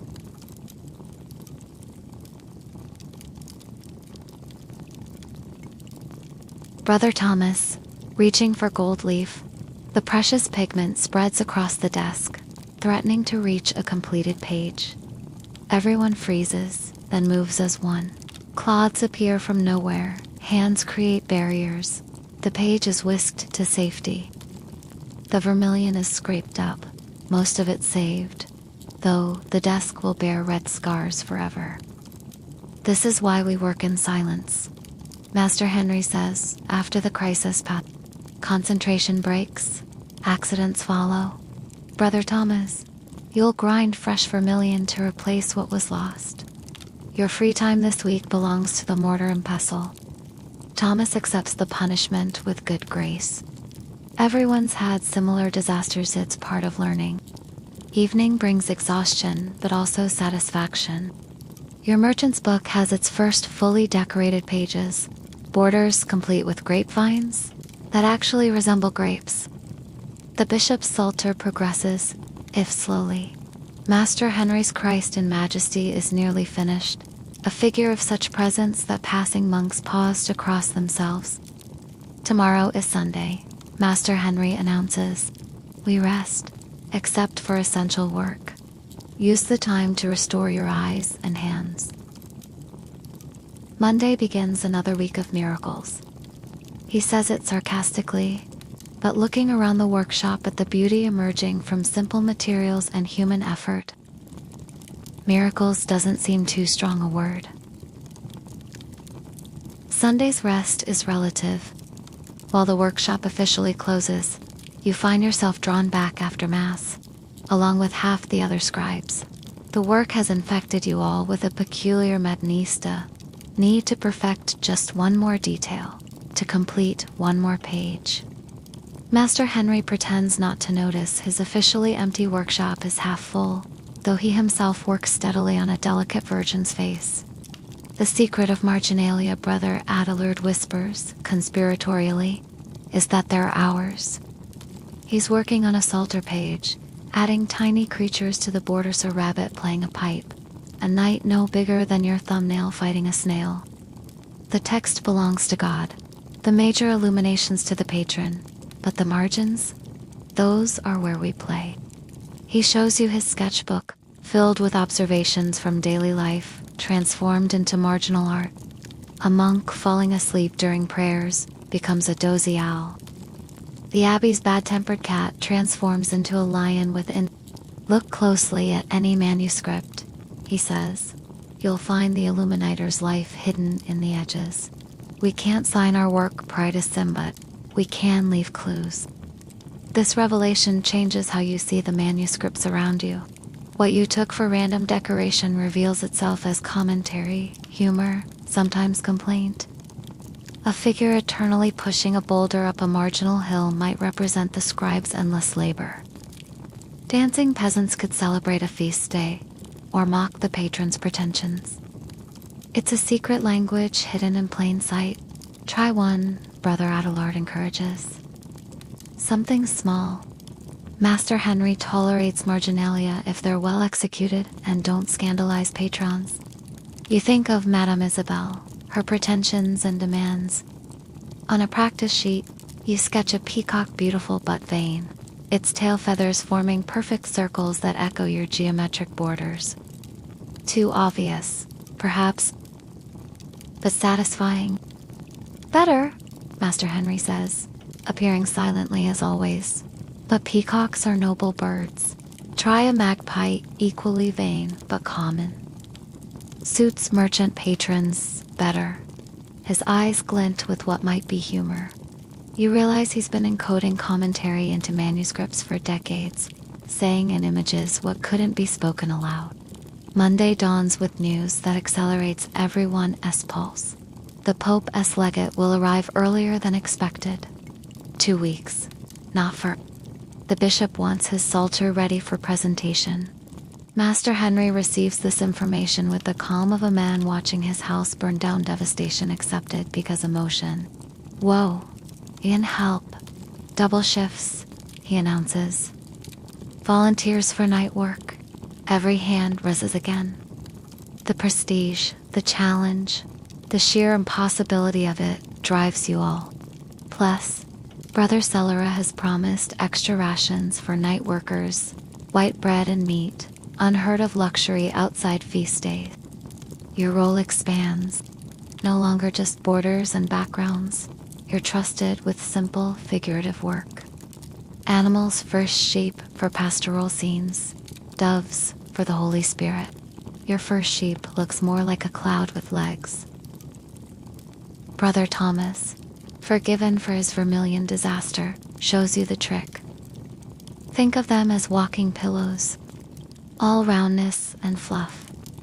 The technique for painting white on white sheep on vellum requires skill you're still developing. Shadows in gray and blue define the form, with pure white, only 4 highlights. It's painting absence as much as presence, letting the vellum itself become part of the image. Your fourth sheep actually resembles something that might produce wool. Now doves, Master Henri instructs, symbol of peace, divine inspiration, and the soul's ascent. Also, they're white. You've proven you can handle white. Is that humor? From Master Henri. The workshop's intensity is affecting everyone differently. Some grow silent, retreating into focused solitude. Others become almost giddy, finding humor in tiny things. Painting doves teaches you about movement. A sheep can stand still, solid and earthbound. But doves must suggest flight even when perched. The angle of wings, the tension in tiny feet, the alert cock of head, everything implies potential motion. Your first attempts look stuffed, dead, but gradually you learn to capture that sense of suspended animation. The eyes, Brother Claude points out. Always paint the eyes last, and make them bright. A living eye transforms everything else. He's right. A single dot of white in a black pupil brings your doves to life. Suddenly, they're not painted birds, but souls about to take wing. Tuesday's night shift is your first. After Kumplin, instead of retiring, you return to the workshop with 5 others. The space transforms in deep darkness. Candles cluster on desks like small congregations of light. Shadows dance differently, making familiar tools strange. The silence is profound, no bells, no footsteps in corridors, just the scratch of quills and whisper of brushes. Night work is different, Brother Adelard explains. The mind enters another state. Some say it's closer to dream, others to prayer. I find I'm braver at night, willing to try techniques that would terrify me in daylight. He's working on a hell scene, demons tormenting the damned. The flickering candlelight makes the figures seem to writhe. Your assignment is stars backgrounds for nativity. Scenes need skies, and stars are within your expanding capabilities. But stars at night, painted by candlelight, become something else. You understand for the first time that you're not painting dots but distant suns. Each pinprick of white or gold represents unimaginable distances, cosmic fires reduced to decorative elements. Don't make them regular, Master Henri advises, checking on night progress. God doesn't use rulers, random, but with hidden pattern, like life. Even at 2 a.m, he's teaching philosophy through technique. You scatter your stars, trying for randomness that feels intentional. It's harder than gridded patterns. Chaos requires its own discipline. Wednesday brings exhaustion but also exhilaration. The Psalter progresses visibly now. Pages that were blank Monday morning bloom with color and gold. Your simple contributions a background here, a border there, anonymous sheep in anonymous fields join the greater whole. It's like watching a cathedral rise, each stone nothing alone but essential to the arch. You're learning quickly, Master Henri observes. Perhaps too quickly. Remember, speed kills quality. Better one perfect dove than 6 hasty pigeons. But his criticism is mild. Everyone's pushing beyond normal limits. Mistakes multiply. A smeared angel here, a misspelled Latin tag there, but so do moments of unexpected beauty. Brother Thomas creates gold stars that seem to pulse with inner light. Brother Adelard's marginalia grows surreal, cats preaching to mice, fish walking on land, monks with wings. Your own work finds its rhythm. The vines flow naturally now. The sheep cluster convincingly. The doves almost convince you they could fly. Almost. Thursday's dawn brings Master Guillaume again, checking on his wife's book. You show him the completed pages 20 now, each bordered with increasingly elaborate designs. He examines them with his jeweler's loupe, saying nothing. Your heart pounds. Too much blue, too little gold. Are the grapes to grape-like or not grape enough? My wife, he finally says, will be insufferable. These are finer than her sister's book of ours, which was the entire point. He produces another purse. a bonus. For the extra blue, don't tell her she thinks ultramarine grows on trees. He winks an unexpected humanity from the calculating merchant. Though between us, I'd pay twice this to see her sister's face when she sees these borders.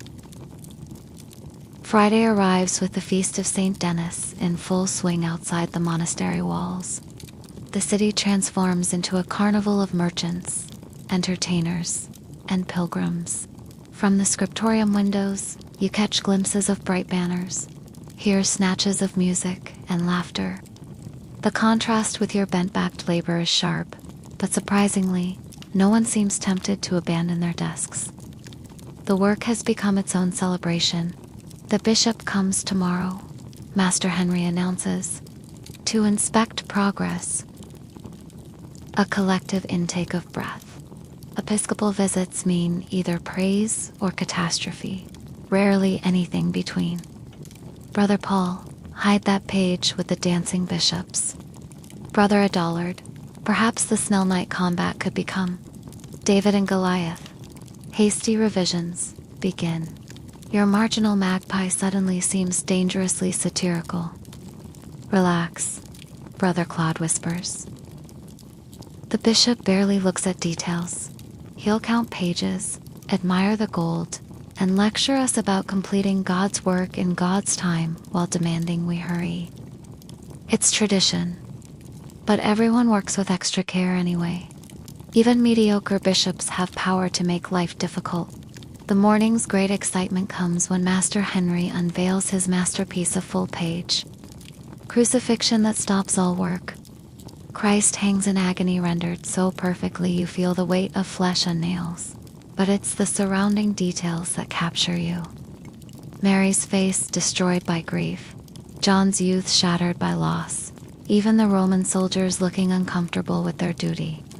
It's humanity and divinity intertwined, painted in pigments worth fortunes.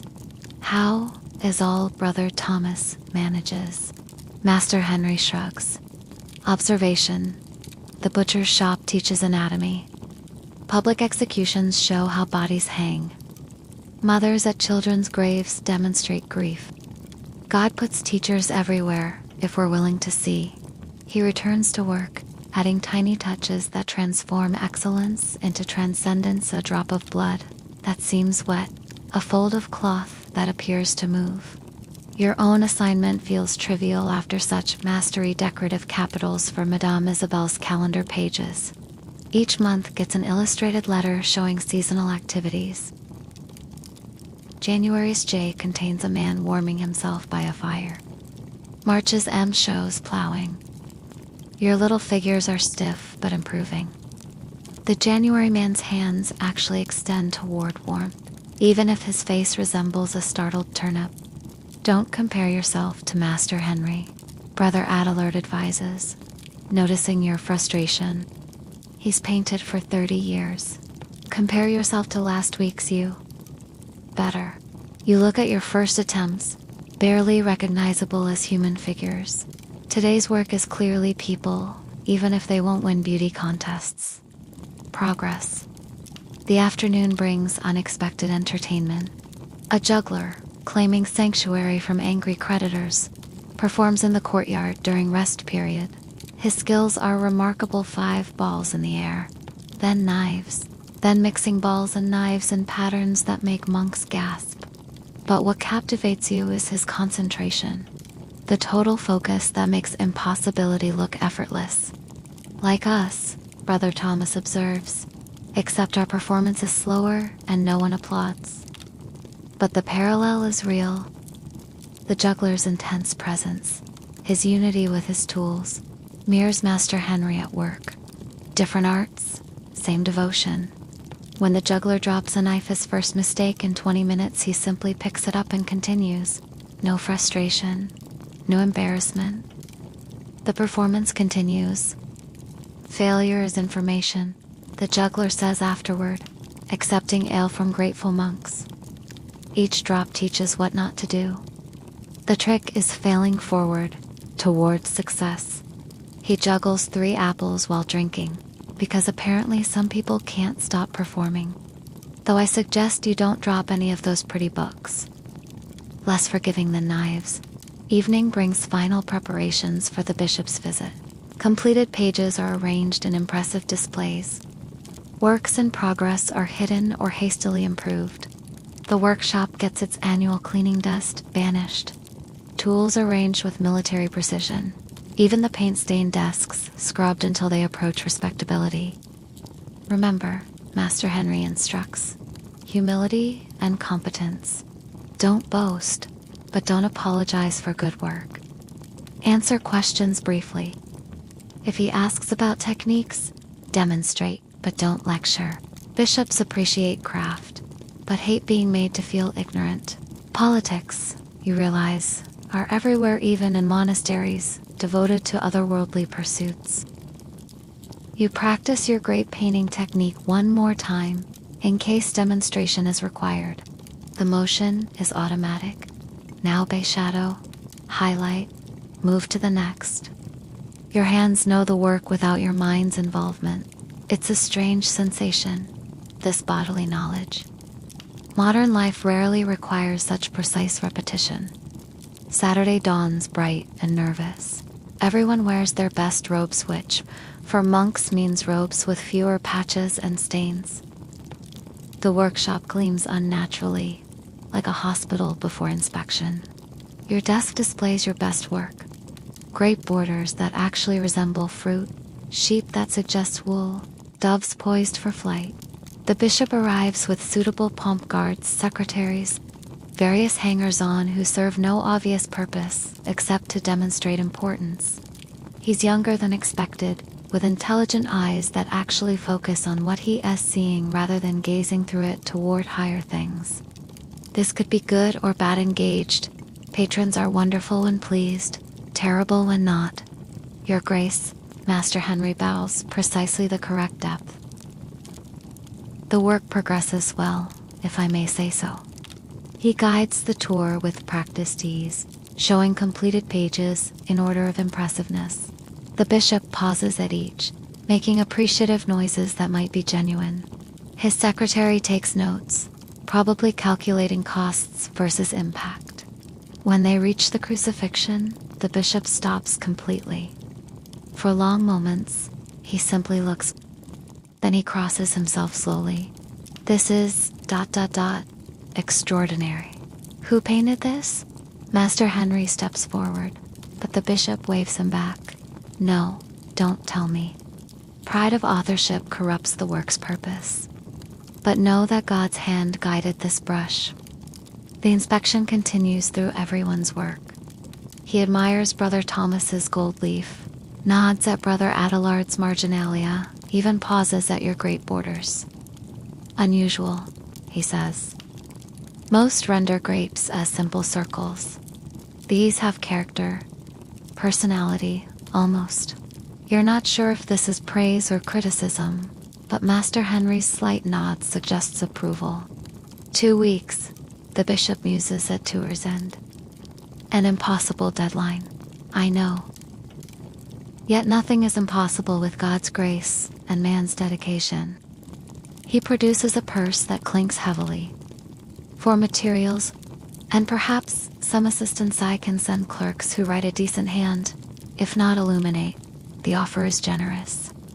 Extra hands for text means more time for decoration. After he leaves, the workshop explodes in relieved chatter.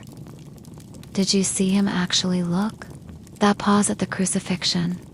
Personality in grapes, what does that mean? Master Henri calls for quiet with visible effort. Success brings its own dangers: pride, complacency, the assumption that approval means perfection. We have 2 weeks, he reminds everyone. The bishop's praise buys us nothing if we fail to deliver. Back to work, all of you. And you, he points at you, give your grapes even more personality, whatever that means. Bishops must be humored in their observations. The afternoon passes in concentrated effort. Your grape personality develops into subtle variations, some clusters heavier, suggesting ripeness, others sparse, implying young vines. It's probably meaningless, but the bishop liked it. So grapes with character it is. Art serves many masters. You're learning and knowing which one to please when is part of the craft.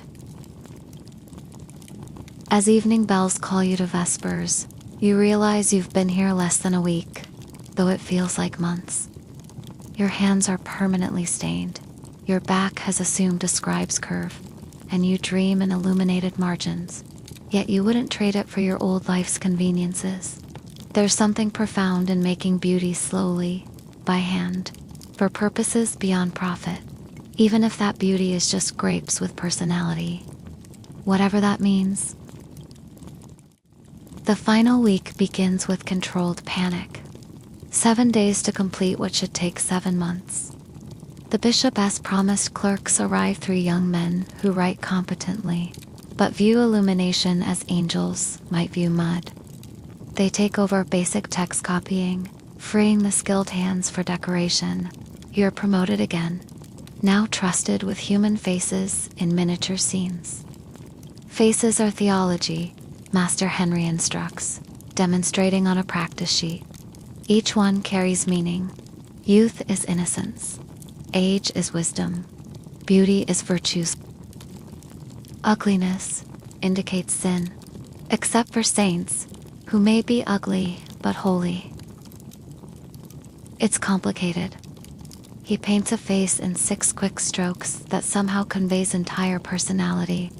Your attempts look like potatoes with features. Think eggs, Brother Claude suggests. Faces are eggs with modification. Start with the oval. Divide it in thirds, hairline to brows, brows to nose tip, nose to chin, then adjust for character. The mathematical approach helps. Your faces evolve from vegetables to vaguely human shapes. By afternoon, you're producing recognizable merchants for background crowds, even if they all look mildly constipated. Tuesday brings crisis. The ultramarine runs low, despite Master Guillaume's generous cake. The bishop's manuscripts has consumed vast quantities for skies, robes, and decorative elements.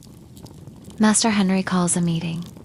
We have enough for either the Virgin's robes or Christ's glory. Not both. Thoughts, heated debate follows.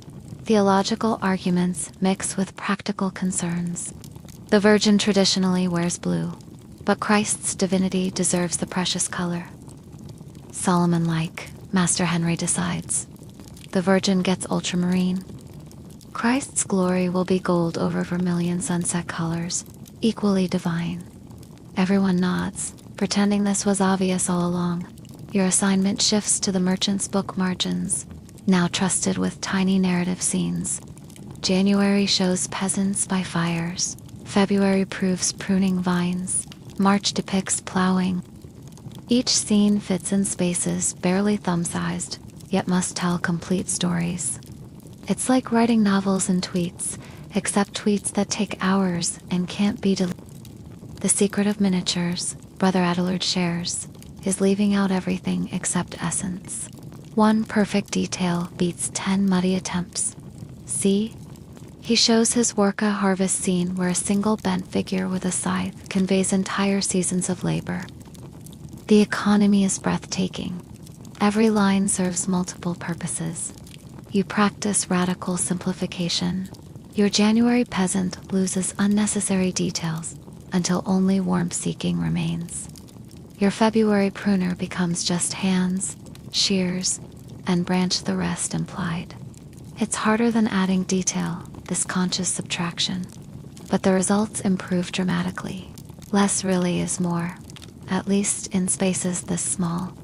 Wednesday's night shift brings hallucinations. Not real ones probably, but the exhaustion-fueled visions that come from staring at tiny details by candlelight too long. Gold leaf starts swimming off pages. Letters rearrange themselves when you're not looking. Brother Thomas swears he saw his painted angels dancing, though that might have been the strong ale at dinner. Natural, Master Henri assures everyone. The eyes rebel against such focus. When letters dance, rest. When angels move, pray. When demons appear, stop immediately and sleep. His matter-of-fact tone suggests experience. You wonder what visions 30 years of illumination have brought him. What do master scribes see in their fevered nights? Your own visions are mild grape clusters that pulse like hearts, sheep that seem to breathe. But during one particularly intense moment, painting a shepherd's face by flickering candlelight, you swear he blinks. The rational mind knows its exhaustion. The medieval mind wonders if art contains more life than moderns believe. You paint the eyes last, as always, and avoid looking directly at them again. Thursday brings Madame Isabelle for inspection. She sweeps in like a galleon under full sail, magnificent in blue silk that probably costs more than your entire manuscript. Her husband trails behind, clearly calculating every yard of fabric. She examines her book of hours with the intensity of someone who knows exactly what she paid for and intends to get it. The grapes, she pronounces, are acceptable. Though my sister's book has strawberries, which are more fashionable. You bite your tongue. Strawberries in medieval art symbolize righteousness and perfection, hardly appropriate for a merchant's wife with vanity issues. But patrons get what patrons want. We could add strawberry plants to the May pages, Master Henri suggests diplomatically. They fruit in spring, after all. Madame Isabelle brightens. Yes. With little white flowers? And perhaps a butterfly? I adore butterflies. Her husband's face suggests butterflies will cost extra, but he says nothing. Happy wives are apparently worth more than old. She pauses at your marginal figures. Who are these people? They look common. Master Henri explains they represent the labors of the months, traditional in books of hours. She sniffs. Can't they labor more, elegantly? My sister's peasants look quite refined. You wonder if her sister's book actually exists or has become a mythical standard against which all art is measured. After extracting promises of strawberries, butterflies, and more refined peasants, Master Henri assigns the butterflies to you. You've proven capable of personality in grapes. Let's see what character you give insects. Is he mocking you? Probably. But butterflies are easier than faces, so you accept gratefully. Friday is pure and dirty. Pages fly between desk stacks, to gold leaf, to color, to final touches. The bishop's psalter nears completion. Your butterflies develop unexpected charm, wings decorated with patterns stolen from the monastery's floor tiles. Geometric yet organic, they please even Madame Isabelle's impossible standards. When she sends her maid to check progress, tomorrow, Master Henri announces, at day's end, we finish. Whatever isn't done by vespers remains undone. Perfect incompletion beats rushed disaster. Everyone nods, understanding. The temptation to hurry these last hours could destroy weeks of work. Better empty spaces than smeared paint. Better missing decorations than sloppy ones. Your final assignment is a portrait of Madame Isabelle herself, to appear in the donation scene where she presents her book to the Virgin. Working from memory and diplomatic interpretation, you create a figure that's recognizably her, but improve the pride softened to piety. The wealth suggested rather than flaunted. It's the kindest lie you've painted yet. Saturday dawns clear and cold. The workshop atmosphere is electric, everyone moving with the coordinated precision of long practice. Final touches only a highlight here, a last detail there. Your portrait of Madame Isabelle receives unexpected praise from Master Henri. You've learned the illuminator's greatest skill, he says. Making patrons appear as they wish they were. That's worth more than perfect technique. By midday, both manuscripts are complete. The bishop's psalter is magnificent over 100 pages of text glorified with gold and color, Christ and his saints gazing from every opening. Madame Isabelle's book of hours is smaller but perfect for its purpose, every page a jewel of devotion and barely disguised status display. Your contributions seem minor among such excellence, but there are their backgrounds and borders, sheep and doves, grapes and butterflies. Now we wait, Master Henri says. The bishop will collect his psalter tomorrow after High Mass. Madame Isabelle has promised to retrieve hers Monday, probably to display immediately to her sister. The workshop begins returning to normal rhythms, exhausted scribes stumbling toward long-delayed rest. But you linger, looking at the completed works one last time. They're just books. Parchment and pigment, gold and ink. Yet there are also more prayers made visible, devotion given form, human skill reaching toward divine beauty. Your old world had forgotten this kind of making, where time and patience transform simple materials into treasures. These books will outlive everyone who made them, carrying their anonymous dedication across centuries. Don't get sentimental, Brother Thomas says, catching your expression. Next week brings new commissions, new deadlines, new impossible patrons. The work never ends. But he's smiling, and his paint-stained hands rest gently on the completed pages. He understands. The work never ends, and that's the glory of it. Always another page to illuminate, another beauty to attempt, another chance to trap eternity in temporal materials. Sunday morning arrives with cathedral bells calling all Paris to worship. The bishop's psalter sits wrapped in silk on the altar, waiting for its moment of presentation. You file into the chapel with your fellow scribes, exhausted but oddly exhilarated. The work is complete. Whatever its fate now, you've participated in creating something that will endure long after your bones are dust. The bishop's mass is elaborate, full of ceremonial flourishes designed to impress his visiting like incense clouds the air until breathing becomes prayer. The liturgy rolls on in sonorous Latin, familiar rhythms that your body now knows without thought. Stand, kneel, sit, repeat. Your mind drifts to illuminated margins, wondering if future readers will notice that tiny self-portrait you hid in foliage, a monk bent over a desk, rubbing his aching back. After the gospel reading, the bishop calls for the presentation. Master Henri approaches with the psalter, unwrapping it with theatrical care. Sunlight through stained glass strikes the gold leaf, making the entire book seem to ignite. The congregation gasps. Even from your distant position, you can see pages glowing like windows into heaven. The papal legate examines it with the careful attention of someone who has seen many manuscripts and judges them against impossible standards. He turns pages slowly, pausing at major illuminations. The crucifixion holds him long. Finally, he nods and speaks words too quiet to hear from your position. But the bishop's face transforms with relief and pride. Success. God has blessed our scriptorium, Prior Sebastian announces after Mass. This psalter will travel to Rome itself, carrying Paris's devotion to the Holy Father. Pray for its safe journey and for the souls of all who labored upon it.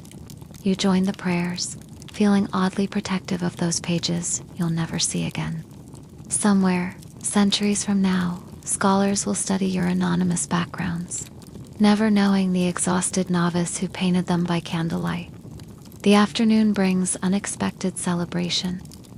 The bishop, flushed with success, has sent wine and white bread to the monastery luxuries that appear only at Christmas and Easter. The refectory fills with subdued festivity.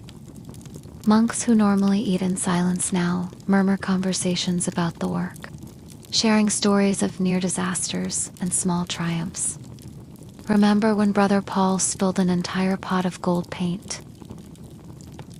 Brother Thomas laughs. His face, like he'd murdered someone. Brother Paul, normally serious, grins. I thought Master Henri would make me lick it up. Every grain worth a fortune, scattered like common dust. But they'd saved most of it, everyone dropping to hands and knees, collecting precious particles with dampened brushes. Master Henri himself seems younger, the completion of great work lifting years from his shoulders. The legate mentioned commissioning an apocalypse cycle, he says. 24 full-page illuminations, budget unlimited. If it happens, ... He trails off, but everyone understands. Such a commission would establish the workshop among Europe's finest. Your small part in the Psalter might lead to greater opportunities. Don't dream too large, Brother Claude warns gently. Tomorrow brings Madame Isabelle, and she'll find fault with something. Merchants always do it, justifies their haggling. But even his pragmatism can't dampen the mood. You've all touched excellence and felt it flow through your hands onto parchment. That knowledge remains, whatever tomorrow brings. Evening arrives soft and golden, the kind of light illuminators dream of. You walk the cloister, letting overtaxed eyes rest on distant views. Other monks nod as they pass, are truly one of them now, marked by paint stains and the peculiar squint of those who look too closely at small things. A bell calls for vespers, but you pause, watching swallows dive between buildings, their movements quick as brushstrokes against the sky. The chapel is cooler now, afternoon heat fading into evening peace. The psalms roll over you like familiar water. Illuminate our darkness, O Lord, the cantor sings. And you think of all the darkness you've literally illuminated, blank pages made bright with color and gold. Is this what the psalmist meant? Probably not, but the interpretation feels valid here, where metaphor becomes craft. After Compline, you lie on your thin mattress, too tired to sleep immediately. Through the window, stars prick the darkness God's own illuminations. Someone said once. You think of all the unnamed scribes who've lain in cells like this, exhausted from similar labors. A great chain of anonymous dedication, stretching back to when writing itself was young, forward to ages you'll never see. Your hands have changed. Once soft, they now bear the calluses of real work. The permanent ink stains mark you as surely as any guild badge. Your right index finger has developed a bump where the quill rests a scribe. S deformity that speaks of thousands of letters formed. These hands have ground precious stones to powder, turned egg yolk into paint medium, applied gold leaf so thin it floats on breath. They're different hands than the ones that arrived here a week ago, though only a week it's been. Sleep creeps close, and with it come the painted dreams. You're illuminating a manuscript that never ends, each page revealing another beneath. The margins fill with everything you've seen, Madame. Isabel transformed into a peacock. The bishop's secretary becoming a calculating serpent, yourself as a confused sparrow among eagles. Master Henri appears as a great eagle, of course, precise and powerful, while Brother Claude manifests as a patient ox, bearing knowledge's burden without complaint. But the dream shifts, and you're not painting but being painted. Some vast hand holds a brush, adding details to your form. Patience here, skill there, a touch of pride that needs tempering. You're both artist and art, creator and creation, the illuminator, illuminated. It should be terrifying, but instead feels right. What are humans but God's marginalia, decorating the edges of a greater text? Dawn will come soon, bringing new commissions, new challenges. Madame Isabelle will fuss about her butterflies. Other merchants will want their own books, each demanding impossibilities within impossible deadlines. Your back will ache, your eyes will strain, your hands will cramp around brushes and quills. The work never ends. But for now, in this thin slice of time between today and tomorrow, you rest. The stars continue their silent burn above Paris. In the scriptorium, completed manuscripts wait in their silk wrappings, ready to carry beauty into the world. And you, unlikely scribe, have added your small portion to the sum of human glory. A few painted grapes, some convincing sheep, butterflies with geometric wings, and one portrait of vanity transformed into piety. It's not much, perhaps, but it's enough. In this century where life is brief and art is long, you've chosen the side of permanence. Your name won't survive, but your work might. Somewhere, someone will turn a page and see what you made. They won't know of the exhaustion, the minor triumphs, the way candlelight made angels dance. But they'll see beauty, and that's enough. Time releases its hold gradually. The monastery bells fade, the stone walls grow thin, the medieval certainties dissolve. You're drifting between worlds now, neither fully here nor there. But the knowledge remains of gold leaf mornings and ultramarine afternoons, of patience made tangible in paint. You've been an illuminator of manuscripts, a decorator of dreams. The memory will linger like ink stains, permanent and precious. Sleep takes you at last, deep and dreamless, the satisfied rest of work complete. Tomorrow, you'll wake to electric lights and digital screens, to a world that's forgotten the weight of real parchment. But tonight, you're still a medieval scribe, hands stained with the evidence of beautiful labor, sleeping the sleep of those who've touched eternity with tired. The bells of matins ring in the distance, calling the faithful to prayer. But for you, time has run its course in this place. Your breathing deepens, matching the rhythm of centuries passing in moments. The stone walls fade to memory, the narrow window expands into sky, and you begin the long drift back to your own time. But you'll carry something with you, the knowledge of how beauty is made slowly, by hand, with patience.